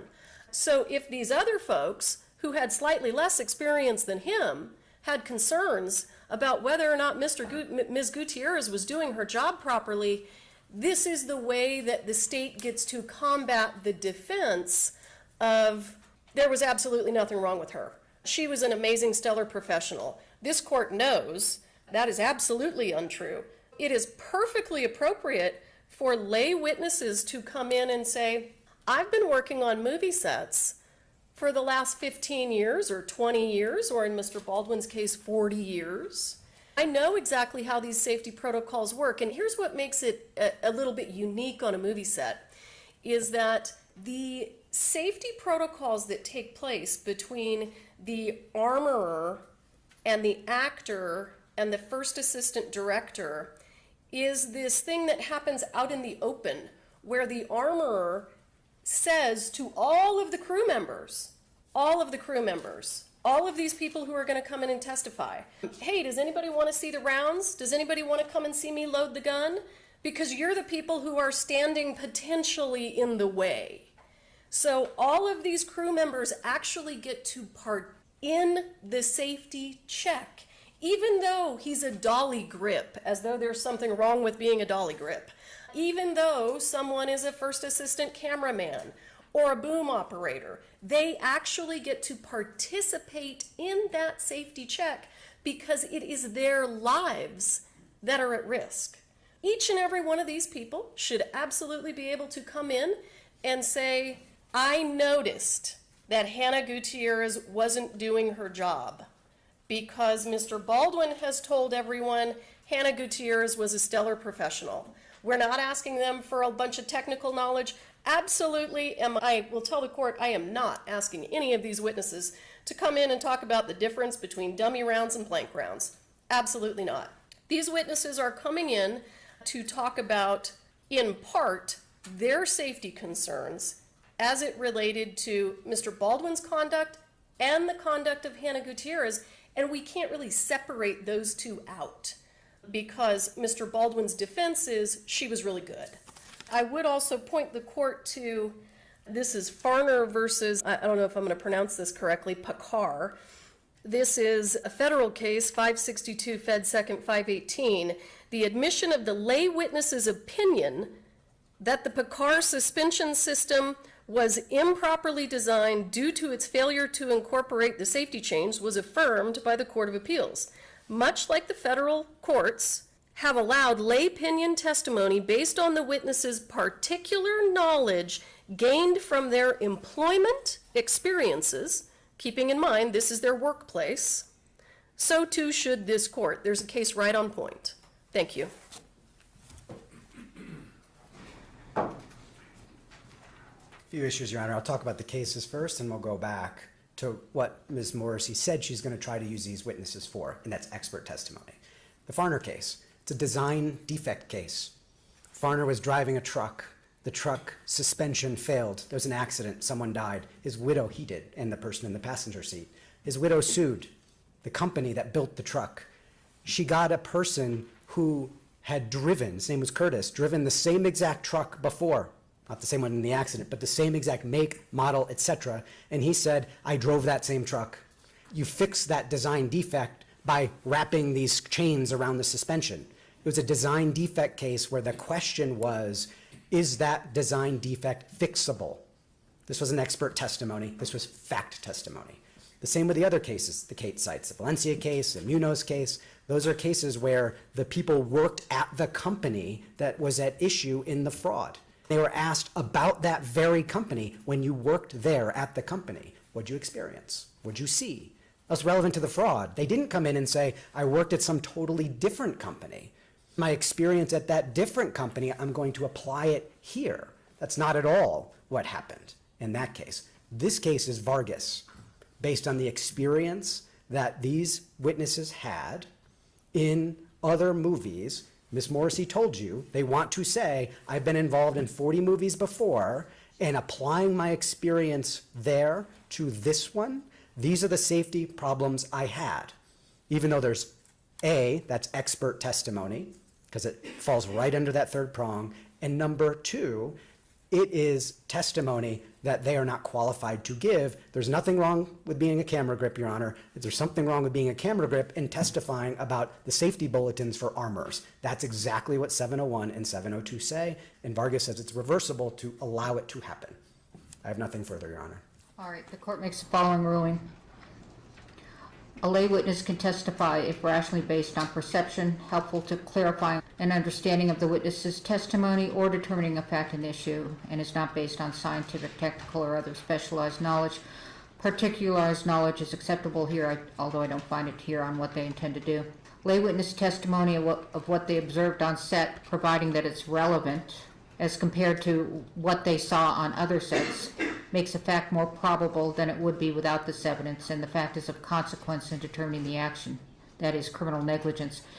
They are not going to testify about the safety bulletins. They can only testify about what they observed on set, in this set, and what they observed on other sets, provided that they have a sufficient history to do. However, again, we're going to have to decide relevance, okay? Understood. All right, court wants to take a bathroom break. All right, let's be back here at 1:15, okay? All right, thank you, we're in recess. Opinion testimony would raise relevance concerns or relevant. Your Honor, if I may briefly? Yes. Just at the end of the last motion, you noted in passing before we broke that issues with respect to lay opinion testimony would raise relevance concerns or relevance issues. I just wanted to get some guidance on the court from that because we anticipate, for example, the medic, as I said, camera grip. We also anticipate people testifying that a few of the other actors on set did their own safety checks, even though those actors said they didn't think it to be their duty. The last part of what you just said. Sure. Let me approach, Your Honor, so you can use the lectern so you can hear me better. Me? Is that better, Your Honor? Yes. Thank you. And so at the end of the last motion, you noted that issues with respect to lay opinion testimony would raise questions of relevance. It'd be helpful to get Your Honor's guidance on that because we anticipate the medic testifying, the camera grip testifying about issues that, for example, were not reported to Mr. Baldwin, so don't go to his state of mind, or certain witnesses testifying about what a few of the other actors did on the set with respect to checking their guns when those actors themselves said, but it's not an actor's duty. So we want to make sure that those issues are not introduced, for example, in an opening statement when ultimately it will be proven, in our view, to be irrelevant to Mr. Baldwin's state of mind, what another actor may or may not have done under the safety guidelines, or what the medic thought about the set but kept in her head and didn't report to anybody.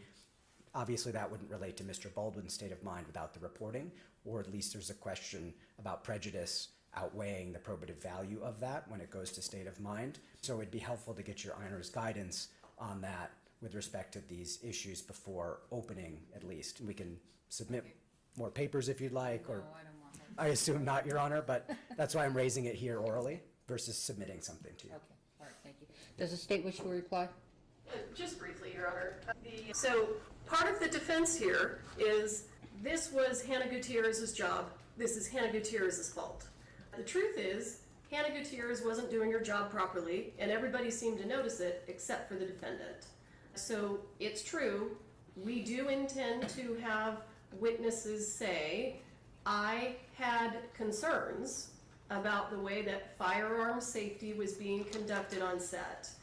In terms of whether or not it's relevant that other actors perform their own safety checks, I think probably just depends on how the evidence develops. I think my very first meeting with Mr. Nickus, one of the things that he explained to me is that there's a scene in the movie where the actor Travis Fimmel holds his gun to the back of the neck of the child actor. He's got his finger on the trigger and he's got the gun cocked. Mr. Nickus said Travis Fimmel would never have done that unless he felt safe with these firearms, unless he thought that these firearms were completely safe. Cut to reality now. The truth of the matter is that Travis Fimmel was one of the guys who every single time Hannah Gutierrez handed him a gun, took the gun, and dry fired it into the ground more than 6 times to ensure that he tested every single chamber in the gun.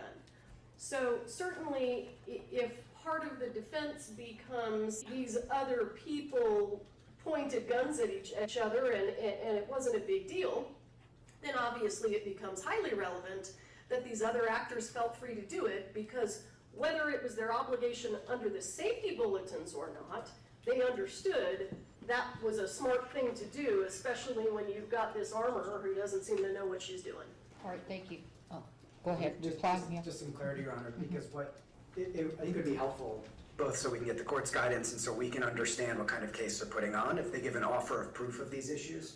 Because, for example, if the medic comes in and says, I had safety concerns about on set, that's an opinion about the set that wasn't communicated. It's not to say she can't say, I saw Ms. Gutierrez running around, I saw her doing this, she was moving quickly. Those are facts. We're not trying to get out facts unless they turn out to be more prejudicial than probative, unconnected to state of mind. But her opinion about the safety of the set, that should not be included. That's irrelevant. She doesn't get to do opinion. I already ruled that. Exactly, Your Honor. So what we just heard from Ms. Morrissey is maybe it's relevant that an actor checked the gun on set in a different way for Mr. Baldwin, or he checked the gun at all. Maybe it's not. To actually get guidance from Your Honor so we know what this case looks like when we're going into opening statement, having an offer of proof on these issues, I think will make sure that we don't end up having irrelevant testimony included, that we don't end up in the middle of opening talking about something that the state is or is not going to do with respect to these important evidentiary issues. All right, so to the extent looking, I don't think I can't remember the people that testified in Hannah Gutierrez, but one was somebody that walked off the job, okay? I think he has a pending... He did not testify. Lane Looper walked off the job. Somebody that was like the head camera guy walked out and looking at Ms. Morrissey because we were in the case. But if he were to testify that I left the job because of safety concerns, that cannot just... It has to be related to what you're trying to put. So it would have to be related to Hannah Gutierrez. I'm not sure where I see, that's off the top of my head, that it would have to be related to Hannah Gutierrez and them observing that this armor was doing a sloppy job when they observed other armors, just pretty much what they testified to before. But if they're going to say things like, nothing that would speak to him as a producer cannot come in. Understood. If you're going to say, look, this person was sloppily handling the weapon and it doesn't relate to Hannah Gutierrez, then that's producer, that's not actor. Am I being clear on that? I'm a little confused. I don't know, I don't remember the scene that you used, but let me just say this. You're saying that this actor had to check because he didn't trust Hannah Gutierrez. Okay, that's Hannah Gutierrez, okay?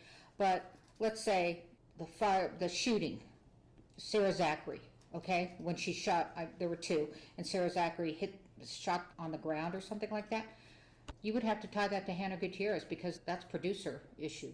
Let me see if I can help out a little bit in terms of narrowing this down.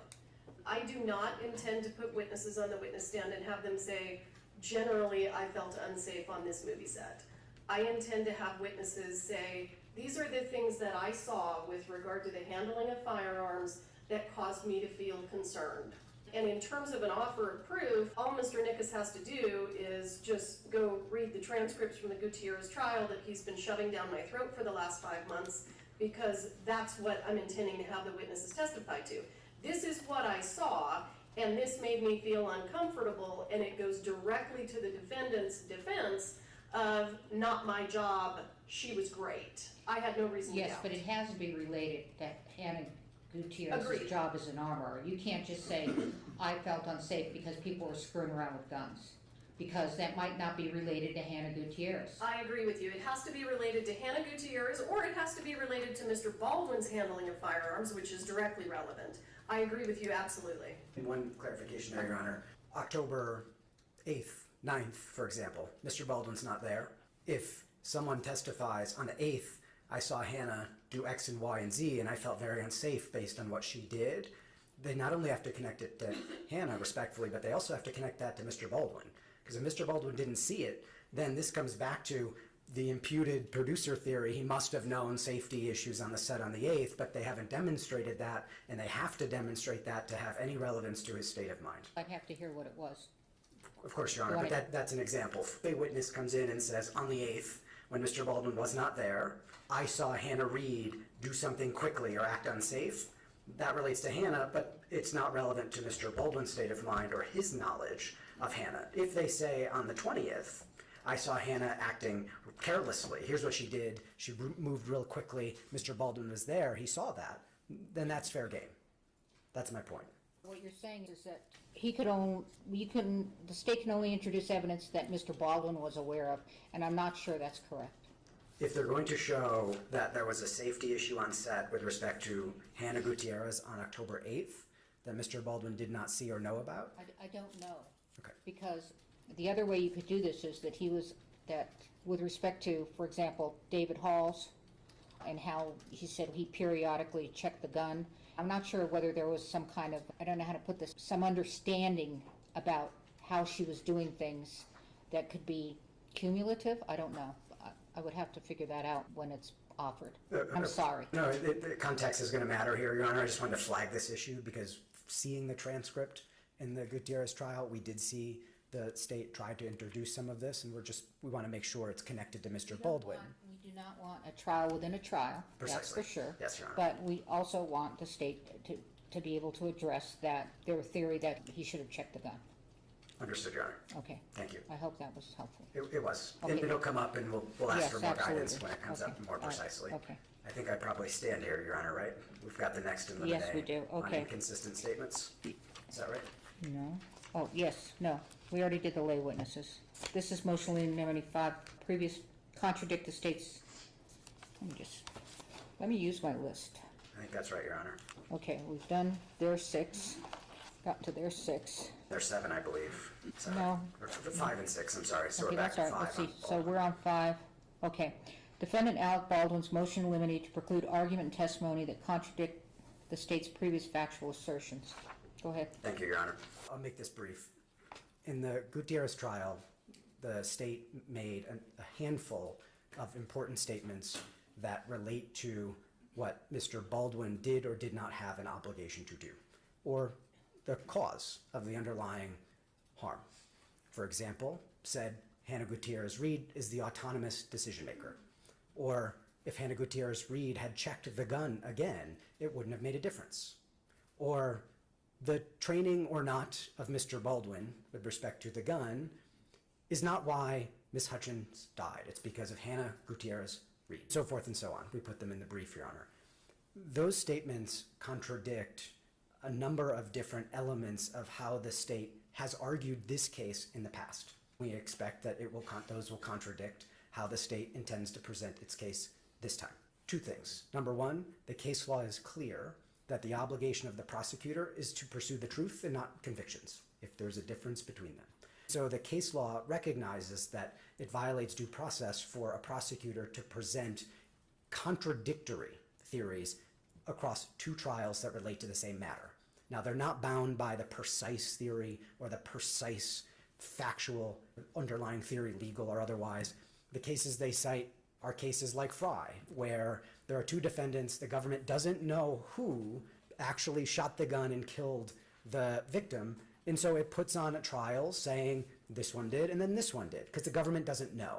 Those aren't internally contradictory. Can I interrupt for a second? Aren't you rehashing what has already been done? We're not, Your Honor, because the case law is clear. We can use those statements as party admissions. For example, look at the Bradshaw case. Okay, just a minute. First of all, that's not in your brief. It is, Your Honor. No, just a minute. You're not going to be able to argue what Ms. Morrissey said as a statement of what the prosecutor said in that case. There's a case, I thought this might come up, and I should have pulled that case, but Justice Chavez did it, and it's contrary to U.S. court case or federal court because it doesn't allow that in. You know, there are two different issues here. One is, does it violate due process to do it? The other is, are we allowed to present the state's contradictory Okay, statements? so I already ruled it didn't violate due process. Right. So on the second, and that's what the cases say. That's what Your Honor is referring to. In the Bradshaw case that the state cites in its brief, it says, look at Justice Thomas's concurrence. Justice Thomas said the Supreme Court has not ruled on, and he wouldn't support a due process violation. Mm-hmm. But then you have to continue reading that concurrence that the state cites. Justice Thomas says, if the prosecutor makes inconsistent statements, that risks undermining his case because the defense counsel can present those contradictions to the fact finder, quote unquote, or close enough, to the Thomas concurrence. In that concurrence, Justice Thomas says, involving two different defendants, says the defendant in the second trial can present those contradictory statements that were made by the state in the first trial to the fact finder, and the fact finder can weigh those inconsistencies as it will. The state does not cite, and that's directly from the Thomas concurrence that the state cites.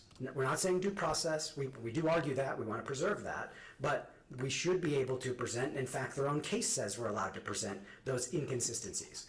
On top of that, the state does not cite a single case, not one, that says we're not allowed to present those contradictions in this case. Not a single case. They say it'd be prejudicial. But their statements, clear as day, what they said. Let me find this case because it went to this. But okay, I'm listening. All right. And they say 403. But, Your Honor, they don't cite a single case that actually allows them to say X in one trial and then show up in a related trial and say not X or contradicts the X. We're allowed to present, that's their own Thomas concurrence. In the U.S. versus Small case, for example, that talks about 403 and prejudice, says extraordinary remedy. They don't cite a single case for it, and they're asking for an extraordinary remedy, and all we're asking for is that the statements that this own prosecution made in this court, as an officer of this court, as Justice Thomas says we're allowed to do, present them to the fact finder here. Thank you, Your Honor. All right, thank you. Your Honor, with respect to the introduction of what are they're calling inconsistent theories, the U.S. versus Ganado Negro case addressed that specifically. That some courts recognize that while due process may prevent the prosecution from presenting inherently factually contradictory theories in different trials, there are those circumstances where there are evidentiary disputes about responsibility for a crime, for example, among several defendants. In the Ganado Negro case, the court specifically recognized where there are cases where there are multiple defendants, as long as the prosecution doesn't present false evidence or factually or facts that are inconsistent, they can present theories that are different. That's essentially where what the Ganado Negro case held. With regard to the admission of Ms. Morrissey's statements, Your Honor, we would be creating a trial within a trial. We would respectfully ask, now, while the court is correct, federal case law has noted that statements by a prosecutor in previous trials may be admissible as admissions by a party opponent. The state, I would submit to this court, is different, and this court can exclude those statements. This would be essentially Ms. Morrissey having to defend her previous statements. We're going to be doing essentially a trial within a trial, and we'd ask that the court exclude any statements made by Ms. Morrissey. If I may just have a moment, Your Honor, I think I can pull that case that the court was referencing. But under Ganado Negro, the state should not be bound to the exact same theory of prosecution that it followed in the Gutierrez trial. This is a different trial. The facts are slightly different as they relate to this defendant's culpability. Unless the court has any questions, Your Honor. No, I want to find that. It's not, it can be dispositive on other issues, but I want to find that case. I should have just pulled it. Yes. Two things. As a precaution, if Your Honor would like to reserve on the issue, we can take a look at the case. You can hear a few minutes of additional argument after we've read it. That might be prudent, respectfully. Number two, you heard Ms. Johnson say, it's going to be a trial within a trial. It's 4 statements. The state made them. You just heard her say that the case law allows us to introduce the contradiction. She didn't cite a single case saying otherwise. She said it allows that. They've admitted that. Due process aside, that's the Garnegro case that she cites. If they want to present an inconsistent theory, then obviously we reserve and preserve the due process issue. But if they want to raise an inconsistent theory, then by all means, Justice Thomas says they can do that in his view. But you're allowed to show that it's a contradiction from what they said before. All right, thank you. That doesn't mean the court has to, so we'll take a look at that. If you could find that, and it was Justice Chavez. All right, okay, we're on, Steve. Okay, state's motion in limine 7 to prohibit use or testimony of OHSB summary of investigation. We have attached as an exhibit the summary of investigation that it seems clear that the defense would like to have admitted as an exhibit. So I want to address 2 issues. One, should the summary of investigation be admitted as an exhibit? And 2, should the findings, which I would argue are legal conclusions, be allowed in as testimony? We've got the summary of investigation is hearsay. The public records exception to hearsay it was never intended to permit something like the summary of investigation to be admitted as an exhibit because it contains legal conclusions. It's actually findings and conclusions. That's what they call it. It contains legal conclusions. It is based on a law enforcement investigation. That's all OSHA does. OSHA enforces the Occupational Health and Safety Act. In addition to that, the summary of investigation, as you can see, has numerous instances of hearsay within hearsay. And while the defense responded and said Ms. Morrissey hasn't pointed any of those things out to the court, they're all highlighted in the attachment. So yes, it's true. I didn't cut and paste everything from the attachment into my motion in limine, understanding that we do have page limits that the court has been concerned with. I can pull up the exhibit and I can certainly go through all of the different quotes where OSHA investigators say, they actually put people's statements in quotes during the investigation. So that's hearsay within hearsay, those quotes don't come in. The findings and conclusions are legal conclusions, so those don't come in because we can't have the jury hearing that Mr. Montoya and Mr. Genoway came to these conclusions because it's going to cause the jury to think that they now have to come to the same conclusion. The problem with the OSHA report generally is that, one, they didn't do a very complete investigation, and I outlined very specific instances of where their investigation fails. In addition to that, every time I read the OSHA summary of investigation, I say to myself, what is the relevance of this? What does this have to do with the case against Mr. Baldwin? And I want to put in perspective, admitting not only the report, but testimony about the report is like let's say we're having a DWI trial, and it's a jury trial. The jury gets to hear about the MVD revocation hearing. That's what this is, only the MVD revocation hearing would actually be arguably more relevant and possibly more admissible than the OSHA, because OSHA is not concerned largely with the conduct of individuals. As you can see, Judge, the OSHA report basically says Hannah Gutierrez didn't do anything wrong. We know Hannah Gutierrez did something wrong. We did an entire trial about it, and a jury convicted her in 2 hours. It has nothing to do with the charges against Mr. Baldwin. Now, having said that, can the state or the defense call these witnesses that were interviewed by OSHA, put them up on the witness stand? Mr. Halls was interviewed, Mr. Baldwin was interviewed, Ms. Gutierrez was interviewed, numerous witnesses were interviewed. Can we call them and put them up on the witness stand and then refresh or impeach them with the statements that they gave to OSHA? Absolutely, as long as the testimony that they're giving in the witness stand is relevant to the issues in this case. I'll tell you, on its face, I don't disagree with the findings of OSHA. OSHA found that Rust Productions was responsible under the New Mexico Health and Safety Act for allowing this hazard to be happening on this workplace. I completely agree with them. That doesn't have anything to do with whether or not Mr. Baldwin is guilty of manslaughter.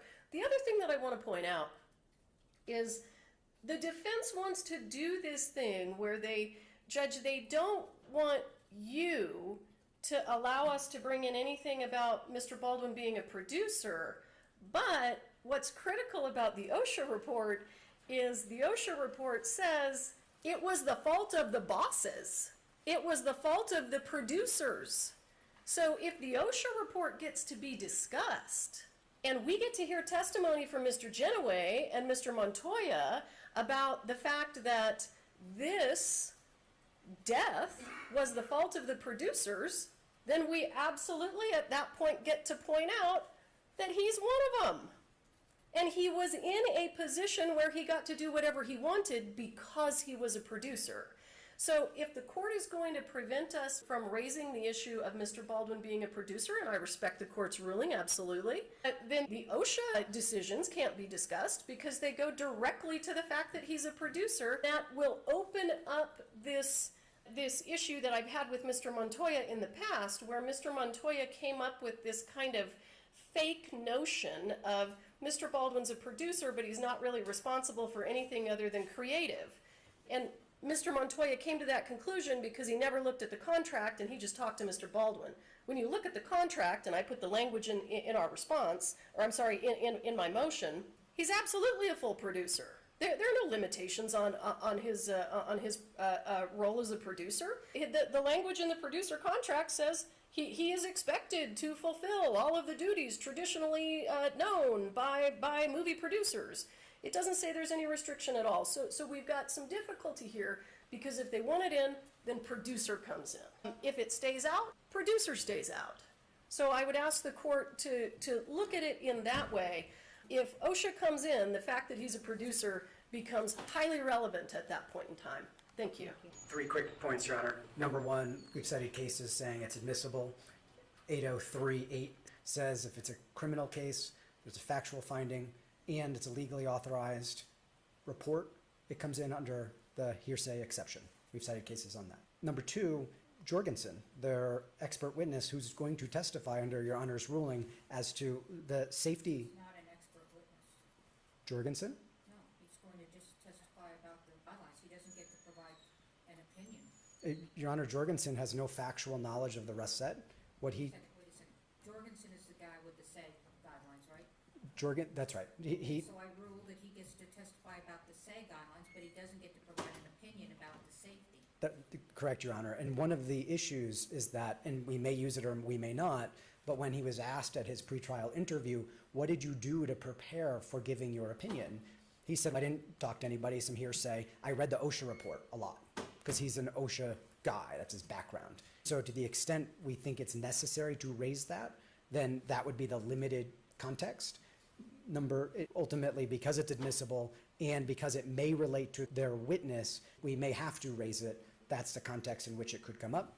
Number 3, just for clarity, the report didn't say the producers are responsible. It said Rest Productions LLC, that's one person's company, is the employer, and the employer, not Alec Baldwin, the employer is the one that is being fined under that report. So there's a very big difference between saying Rust Productions is responsible for violating these OSHA rules and saying that Alec Baldwin is a producer and he had a contract with Rust Productions and therefore he's responsible. That's not all what the report said. So these are not linked in the way that Ms. Morrissey described.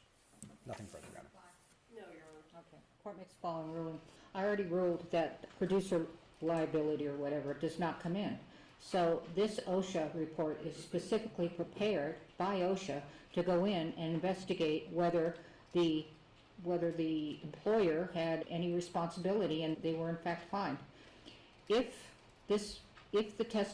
that testimony comes in by oral and including written, then you have opened the door to producer. With respect to you saying that the only reason why we may bring it up is because Jorgensen may mention it, Jorgensen's not going to mention it because I already said only safety guidelines. Okay? All right. Okay, so that's granted. I want to keep track of my omnibus order. All right. Defendant Alec Baldwin's motion in limine to preclude argument, evidence, and testimony regarding the victim. Thank you, Your Honor. We addressed this briefly earlier when I withdrew our request to admit the medical records.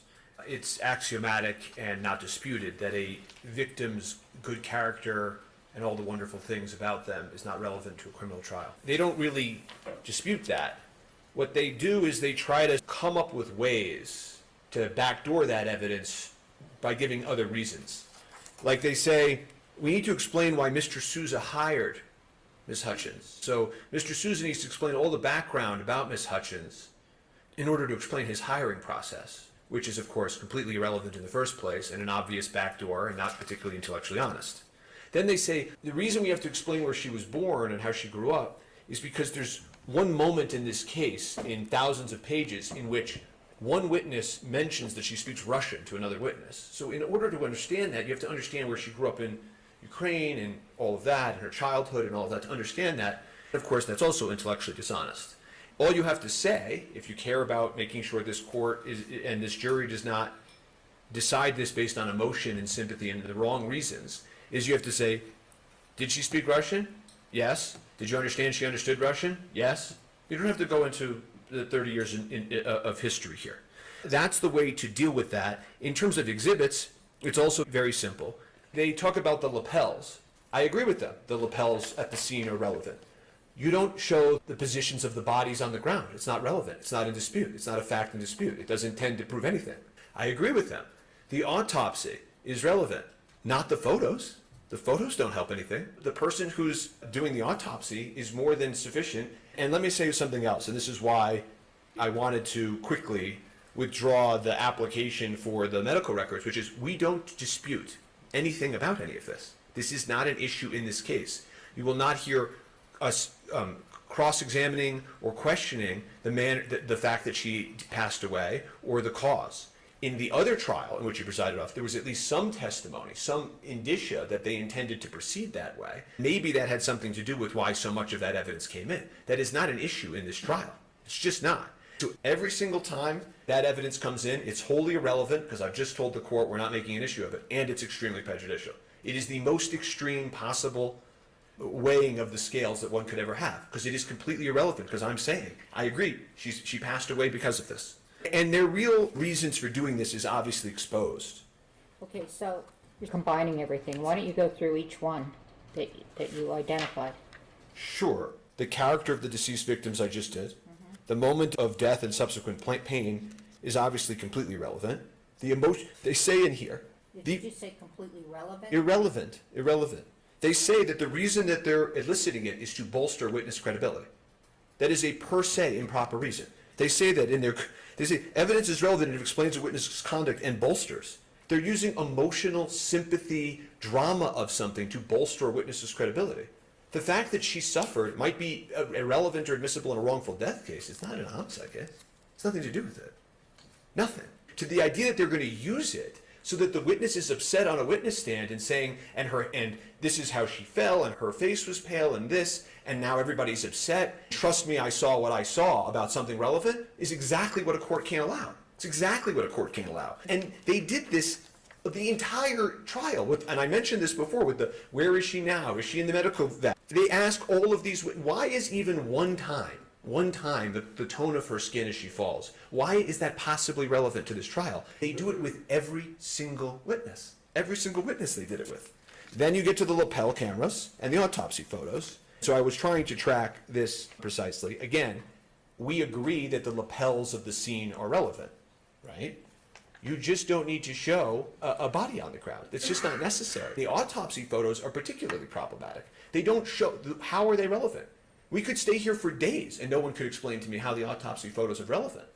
They're not. If the court wants to voir dire the medical examiner and say, is it possible for you to explain this without presenting these graphic, vivid depictions of a tragically killed person? They're going to say, of course I can't.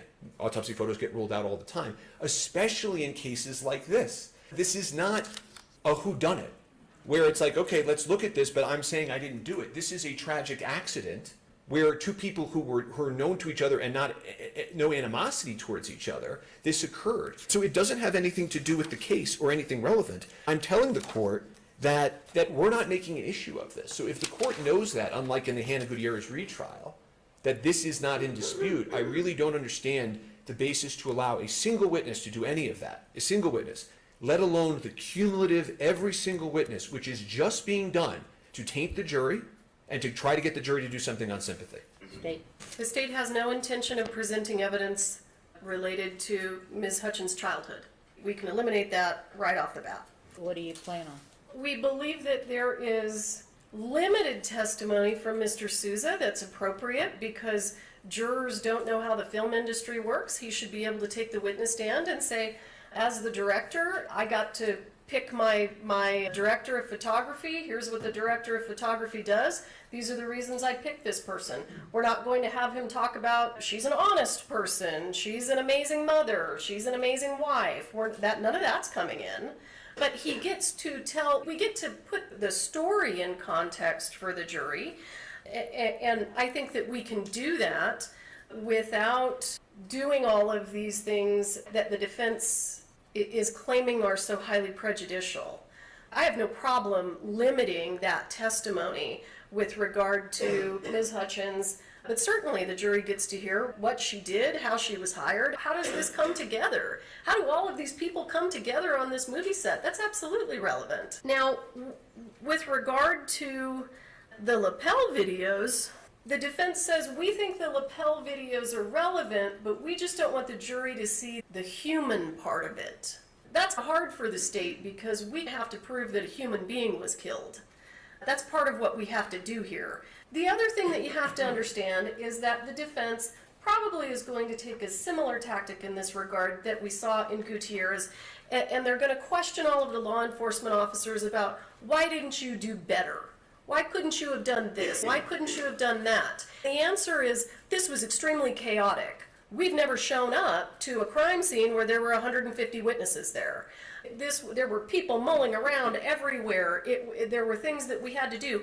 Those lapel videos show how difficult and chaotic that scene was, and it goes directly to their defense. And listen, they act like these lapel videos are like a horror movie. Ms. Hutchins on the ground, you don't even see blood. You don't even see blood coming out of her. Mr. Souza's yelling because he got shot in the shoulder. That's not overly prejudicial. Absolutely not. There is tons of case law where, and the lapel video of them laying on the ground is very similar in terms of the analysis as the autopsy photos. Autopsy photos come in. They do. They come in every single case. I have never had a case where autopsy photos were excluded, and I even cite to a case in my response where the court actually says, basically, we've never heard of a case where there was a reason to exclude these. They just come in. Now listen, I want this court to know that during Gutierrez and during this trial, there are autopsy photos in this case that are shocking to the conscience, that we could successfully are relevant. Because when you crack open somebody's body, you can see how the bullet traveled. Autopsy photos actually show that. We're not asking to get those in. We are doing exactly what we did in Gutierrez. We have just 2 to 4 very benign autopsy photos. We have been more than reasonable in terms of trying to turn down the volume on emotional response with regard to these autopsy photos. I was actually stunned to see this motion after we exercised so much restraint during the Gutierrez trial, and those are the same pictures. We haven't upped the ante here. We're not trying to show anything other than, look, this is where the bullet entered. This is where the bullet came out. Those are relevant. Those are relevant to Dr. Gerald's testimony. Those come in. They come in every single trial. There's just a reality associated with the fact that someone died. I am more than surprised to hear Mr. Spiro come up here and say, we are not disputing the cause of death. The whole reason that we have probably 4 or 5 witnesses on our witness list is because the defendant put Dr. Bianca Alvarez on their witness list. They called her, talked to her on the phone without inviting us. The whole point to doing that has to do with this farce defense of she didn't die of a gunshot wound, she died because she wasn't intubated properly. So I want to say right now, because we're short on time in this trial, if the defense is not intending to make any arguments that she died because of a faulty intubation, let me know, because I can shave a lot of witnesses off my witness list that way. Thank you. Thank you. State did not address even slightly in either their motion papers, in the Hannah Gutierrez retrial, or in that response, anything about how ashen she is or how the moments happen after matter. They don't. They didn't address it in their papers. They didn't just address it now, right? So I just want to make sure that the court, as the court was well to point out to me, issues. They have not addressed that. There is no dispute. That's not possibly relevant to talk about how the person was dying and what their skin looked like and their breathing. It's just not relevant. They then go into this, how Mr. Souza selected her to understand the film industry working. Your Honor, it's like they don't ask a single other witness, right? How did you get hired? Why did you get hired, right? So I'm sure that the court sees through this. If somebody were to say to me, this is the one question and answer, and there was an offer to proof, I'm sure we could work this out. But how can I possibly trust this process if we don't hear that exactly because of what I've seen? Then I'll just deal with the autopsy photos. Again, we're stipulating to identity and that she's deceased, and that we're not saying that some other causal factor killed her. So this makes the balancing test very easy. That doesn't happen in every homicide case, right? And also, I don't say these things in front of juries, but I actually prosecuted homicide cases. No, and often there is a discussion over, they don't always come in. Often there is this thing where sometimes prosecutors want to put them in to gin up the jury, and judges make calls all the time that it's just not necessary. We don't need to remember her that way. We don't need to do that in this case. I don't need to do that in this case. This court can very well, like the court said to me when this hearing opened, take order of the court and has the discretion to say, no, pictures of this tragic dead body is not necessary here. I'm telling the court again, I'll say it now, I think a second time, which is we are not making an issue out of the cause of death, period. They want to take these people off the witness list, they can. But if that's what we're doing, and I've withdrawn our seeking the medical records, then I've left the court with a very simple, in my judgment, balancing test. And I'd ask the court to really think about when this verdict comes down, having faith that this was a fair trial and the verdict was based on the right reasons. You can't have, it's hours of testimony, hours in the Hannah Gutierrez trial about it, and it's different here because the gun was in his hand. The gun was in his hand. So to allow hours and hours of testimony, when we have, the state has 5 days to present this case and we need the opportunity to rigorously cross-examine, it doesn't make any sense. I don't think it's fair, and I don't think the court should allow it. All right, the court makes the following ruling. All right, with respect to the character of the deceased, certainly if Mr. Baldwin was going to get up, you'd want to go, how did you come about getting this job, so to speak? I think it's just an introductory way to tell the story. Now, I do remember Mr. Souza going into, we met, I liked her, we had things in common, etc., etc. I think all that needs to be said is that she was one of some choices. He felt that she was a good fit and that she was the director of photography. That's it. Okay. Now, with respect to the moment of death and subsequent pain, I think that does go to the death. That's one of the elements, and the death and the injury, the death. And I do think that makes a fact more probative, and that is the death, and that I don't think that is its probative value substantially outweighed by unfair prejudice. Having said that, I'm trying to recall everything that occurred regarding that. I do think that the video is appropriate. Now, I think there were some people that got up, and this may be what both of you have referred to, where they talked about being upset, they talked about how upsetting it was and things like that. We don't need that. We just need the lapels videos as to what happened with respect to her being shot, Mr. Souza being shot as well. So that's the lapel camera depicting the crime scene. Am I misunderstanding anything else on that? From the defense's perspective, a lot of this also goes to 403 and cumulative list, right? So Could you just answer my question? Okay? yeah, I think the answer I don't want is you to yes. argue again. You already had your chance. I think the answer is yes, Your Honor. I'm not, if I understood the court's ruling, I think the answer is that yes, if the lapel videos are the way that they're going to show where the bodies were or the This is man. when Lieutenant Benavides is in there and he says, everybody clear out? Is that the video? And primarily also Officer LaFleur, who's the first officer on scene, that video Right, also. where people are rendering aid? Right. Yeah, all right, so that comes in. Autopsy photos, again, you can stipulate, that's fine, but they're allowed to tell their story, and they're allowed to demonstrate the death. I do remember there was an autopsy photo that was pretty much agreed it was prejudicial, or maybe it was somewhere else, where her shirt, I think, which part of the autopsy photos, I don't know. But the autopsy photos, in my mind, are the body. Just to iron it out right now, we've got pretty much the same photos of the body that we showed during Gutierrez, nothing overly dramatic. There is a photo of the bloody clothing, and part of the reason that's relevant is because her cause of death was exsanguination, so she bled to death. So the photos of that amount of blood go directly to her cause of death. I will allow that. All right, you can revisit that defense, but I do anticipate you may bring up some information about the tubing.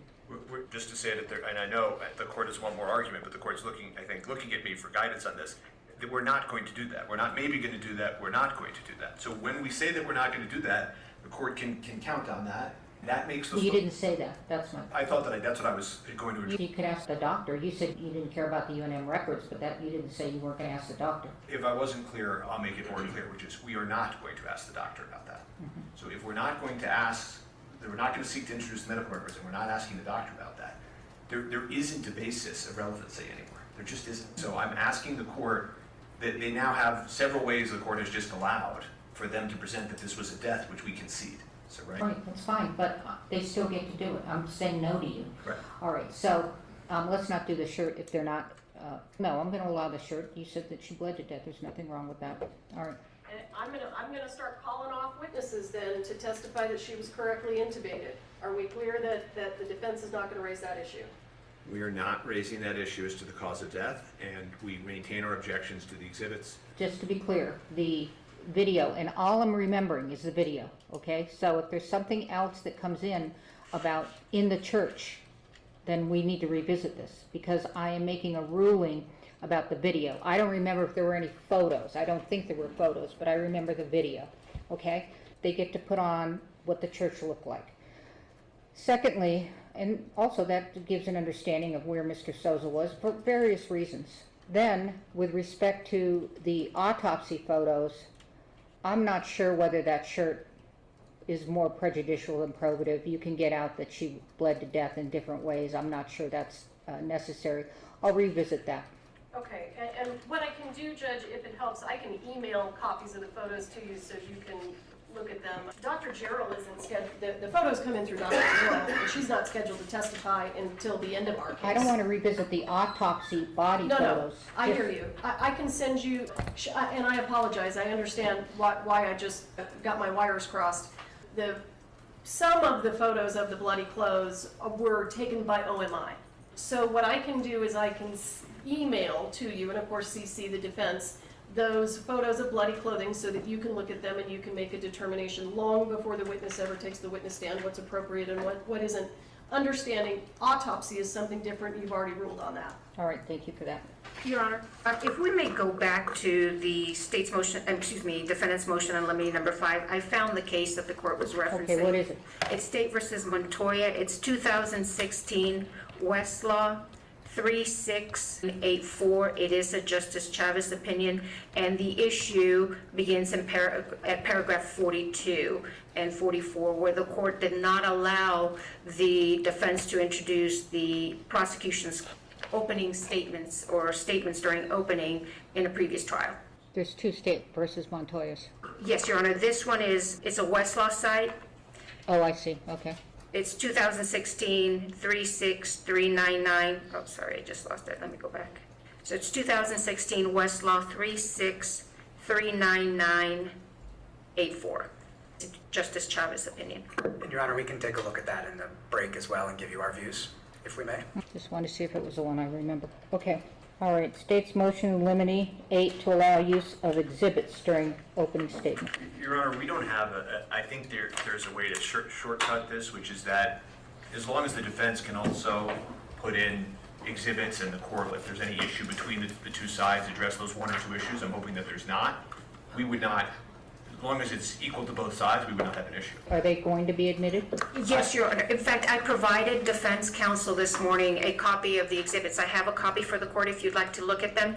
What I would request is that they provide us today with a copy of the exhibits that they intend to introduce in All case right, there are but do any you issues. think there's going to be an issue on admission at trial? No, Your Honor. I don't believe there's, of the exhibits that we're putting forth basically the same set, a little bit more of a videotape or a little less, and the 911 call. That's it. So there's very few exhibits that we're using at opening, and I don't think any of them are an issue. All right, I want you all to agree because I do not want us to stop in opening statement, okay? Yes, Your Honor. So if you don't agree, let me know. Yes, Your Honor. All right, Defendant Alec Baldwin's motion limited to preclude argument, testimony, and evidence related to the incident from the Crow. Thank you, Your Honor. We move to exclude the state presenting evidence of what happened on the Crow as evidence of Mr. Baldwin's state of mind here. The state has said it will not present evidence of what happened on the Crow, but what the state did say is it intends to address and present the theory essentially from the Crow that blanks can kill. Mr. Baldwin knew that, and therefore he's responsible for having the criminal state of mind necessary to prove involuntary manslaughter here. There are 4 problems with that, Your Honor. The first is, let's go back to the indictment.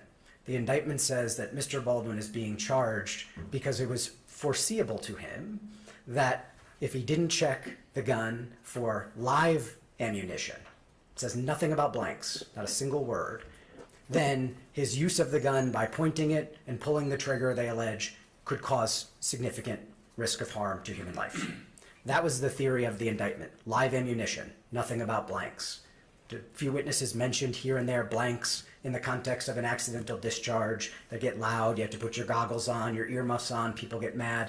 There is no testimony in this case about that blanks kill in this particular situation. The case theory has always been, they've said it over and over in the papers they've submitted to you, Mr. Baldwin didn't check for live ammunition, he pointed the gun, he pulled it, and then Miss Hutchins died. So they're trying to vary significantly from the theory of the indictment. Problem number 2, causation. Mr. Baldwin not checking for blanks, then pointing the gun, did not kill Miss Hutchins. She was not killed by a blank. She was killed by a live round. All the testimony shows that blanks are very different from live bullets. If Mr. Baldwin checked for a blank, there would have been no blanks there. So they have a major causation issue as a matter of law in presenting this brand new theory that was not in the indictment. Number 3, there's a foreseeability problem as a matter of law with their intention to present the blanks theory. The Henley case, as Your Honor knows, we've briefed it for you, says the requisite criminal state of mind needs to match or converge, is what the case says, with the criminal act. And what the state's doing here is they're playing apples and oranges. They're saying Mr. Baldwin had the reckless criminal state of mind because he knew that blanks can kill. That was foreseeable to him. He didn't check for blanks, and then Miss Hutchins died. But the act that he's been charged with is not, he didn't check for blanks, and Miss Hutchins died as a result of a blank. It's that she died as a result of a live bullet. So they're mixing apples and oranges here. They're trying to take what they say is a foreseeable risk and match it with an act that didn't cause the death. So that violates the very clear requirement of Henley that the state of mind and the act converge. That's not what they're saying here. And last but not least, there is zero evidence in this case, zero, that Miss Hutchins would have died, or it was expected that she would have died, if you look at the foreseeability cases, if there were a blank in that gun. The foreseeability cases say it's not what can conceivably occur. Blanks can kill. It's not what can conceivably occur. It's what's expected, what's objectively and reasonably expected. There's zero evidence in this case. They don't have an expert. They don't have a fact witness that can testify. And certainly a fact witness wouldn't be allowed to testify about this, that if Mr. Baldwin had a blank in that gun, in that moment, it would have killed Miss Hutchins. Zero. There was no obstruction in the barrel. They keep on saying obstruction in the barrel. There was no obstruction in the barrel. He was feet away, 2 feet, 3 feet, 4 feet away from Miss Hutchins. It was pointed at her armpit. There's nothing in that gun that could have pierced her body. There is zero evidence. If you look back at The Crow, if you look back at the history of motion pictures, there are 2 incidents where a blank was involved in a death on a movie set. In 1984, an actor put the gun directly against his head, and the pressure pulled the trigger, and the pressure from that directly against his head killed him. In The Crow, so very different from what happened here, miles and years apart. Number 2, in The Crow, what happened was the crew was making dummies out of live bullets. When the dummy was put in to the gun, it still had residual gunpowder. And the primer got hit, it knocked the bullet tip off, it discharged, and then there was a blank loaded behind that live bullet tip from a live bullet that people on the set were making improperly. Still no criminal prosecution there. Said it was civil negligence, not criminal, but that's not the point. The point is, if you look at what happened in both of those cases in the history of motion pictures, they are entirely distinct facts. The state cannot come in at the last minute and say, blanks can kill, Mr. Baldwin knew that, and therefore he had the requisite state of mind, and they match it up with an act that killed Miss Hutchins. Zero evidence that would have happened here, and therefore they cannot present it as a theory when there's no causation for it, there's no foreseeability for it, there's no evidence for it, and it's not in the indictment. All right, thank you. Thank you, Your Honor. I'm looking at the indictment that was filed in this case. I don't see anything that says live round. I have it right in front of me. So I'm not exactly sure what Mr. Nickus means when he says if you look at the indictment, he was indicted for that. I'm looking at the indictment, it doesn't say anything about that. So I want to try on occasion to agree with the defense. I want to try to come together. The issue of do we want to have witnesses testify about what happened on the set of The Crow? No, of course not. I intend to present absolutely no testimony with regard to, I expect no witness to say The Crow. But here's why this is, the entire defense is Mr. Baldwin had no reason to believe that there was a live round on set. Is it on set or in the gun? I think they've argued both. They've argued that he had no reason to believe that there was a live round on set, that he had no reason to believe that there was a live round in the gun. And here's what they're going to argue. They're going to say this gun is completely inert. He should be able to treat it like a toy because everything is completely safe. Yeah, but the problem is that these safety bulletins and these rules that the defendant failed to follow were created because real guns on movie sets are dangerous. That's the whole reason they were created. One of the ways that we know that they're dangerous is because if you combine a blank with a barrel obstruction, you can kill someone. It's not what Mr. Nickus said, that there's no reason to think that it would have killed anyone. It would have killed her if there was a blank and a barrel obstruction. I agree with him. That's not what happened in this case. But the point is, real guns are dangerous. The SAG safety bulletin from the Screen Actors Guild says, blanks can kill, underlined, bold, exclamation marks. Mr. Baldwin's state of mind is what's critical in this case. Mr. Baldwin understood real guns on movie sets, even best case scenario for him. We imagine that there's no chance that there could be a live round on set. He still knows they're dangerous, and he understands that the rules exist because they're dangerous. The rules that say, don't point it at anyone, keep your finger off the trigger. Those are all the things that were designed because real guns on movie sets, even if there's not a live round, can kill people. Mr. Nickus can stand up here and say blanks don't kill people. They certainly do kill people. And the Screen Actors Guild Safety Bulletin says blanks can kill.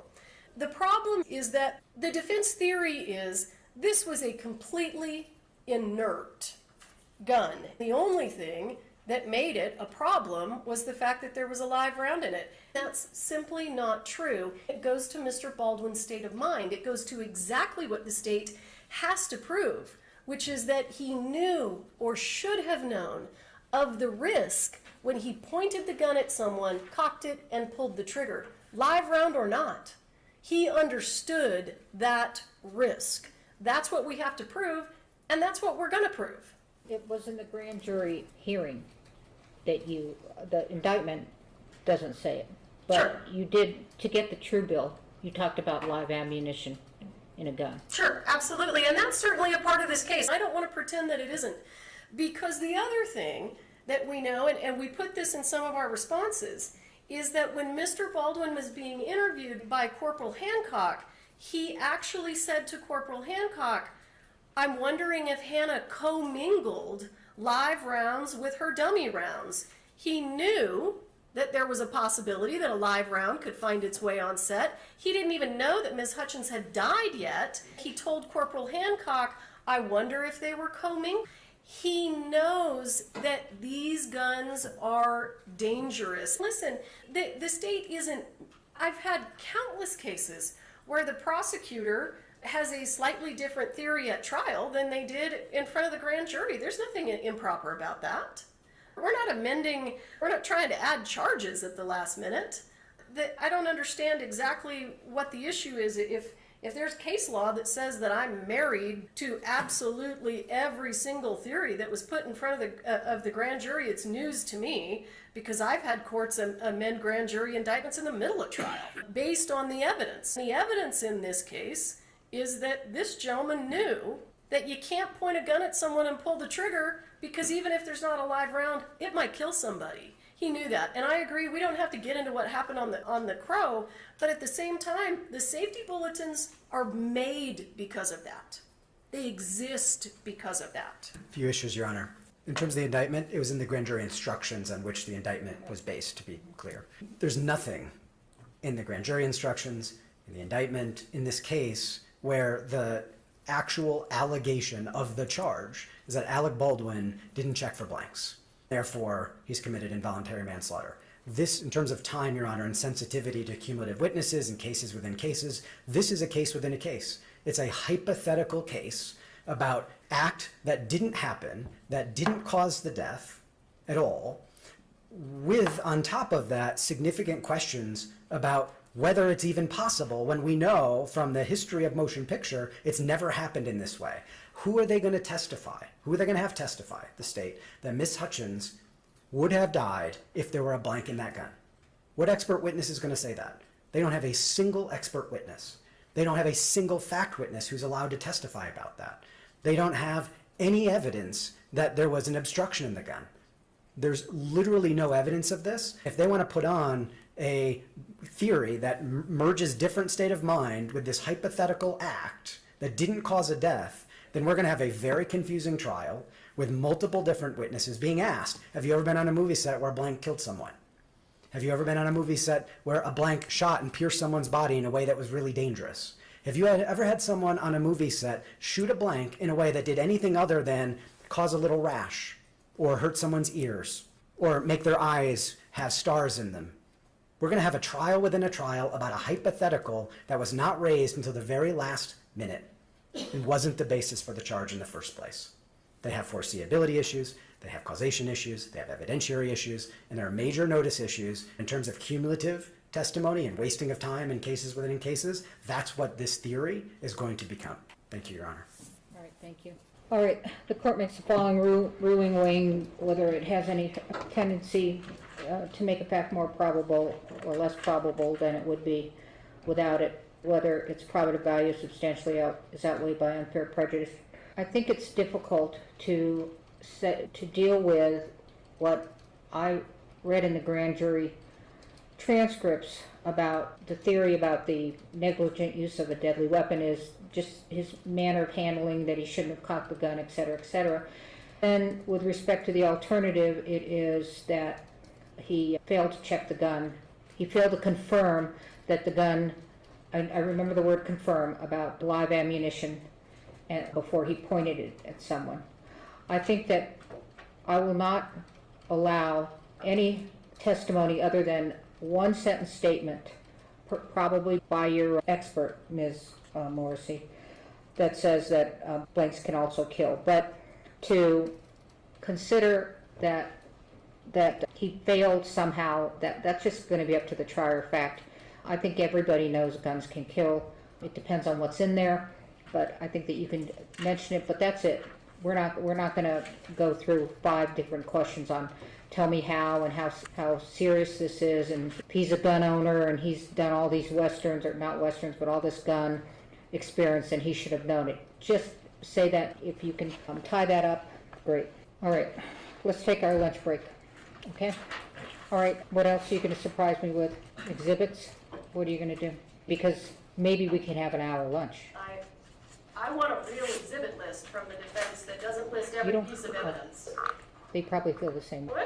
Well, we were pretty specific. I do think that given the court's guidance today, that there could be, I'm hoping that the opening exhibits all work out, and I'm hoping that this slowly takes. The board here is 50 minutes max a piece. You said 50? 50.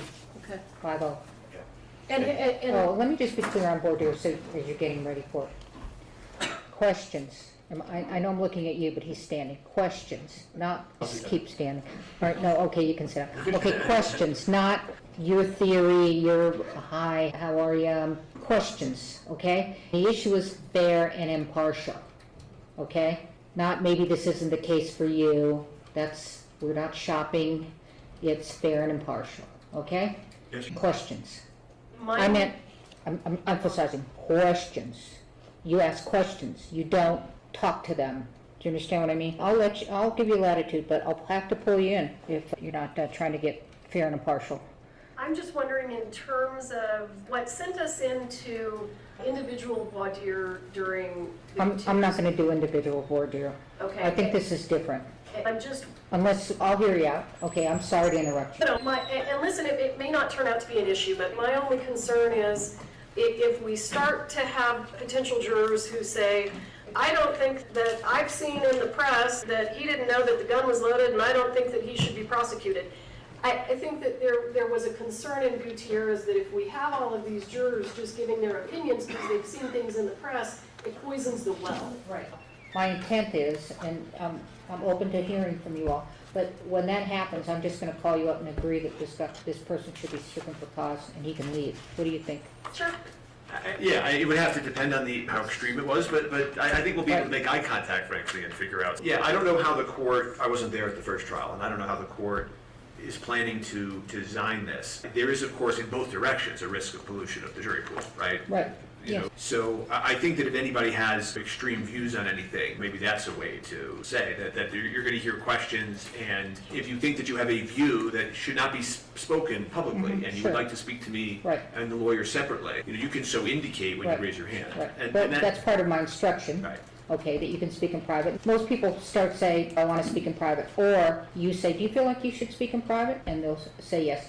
I'm less inclined to do private voir dire because it just took so long. The other thing is that, think about it, I think we're going to have 79 on the panel, and we will be able to know immediately, you're going to get 5 and 3, is that right? Yes, Yeah. 5 and 3, and for causes, and we'll know whether we need a second jury panel by then.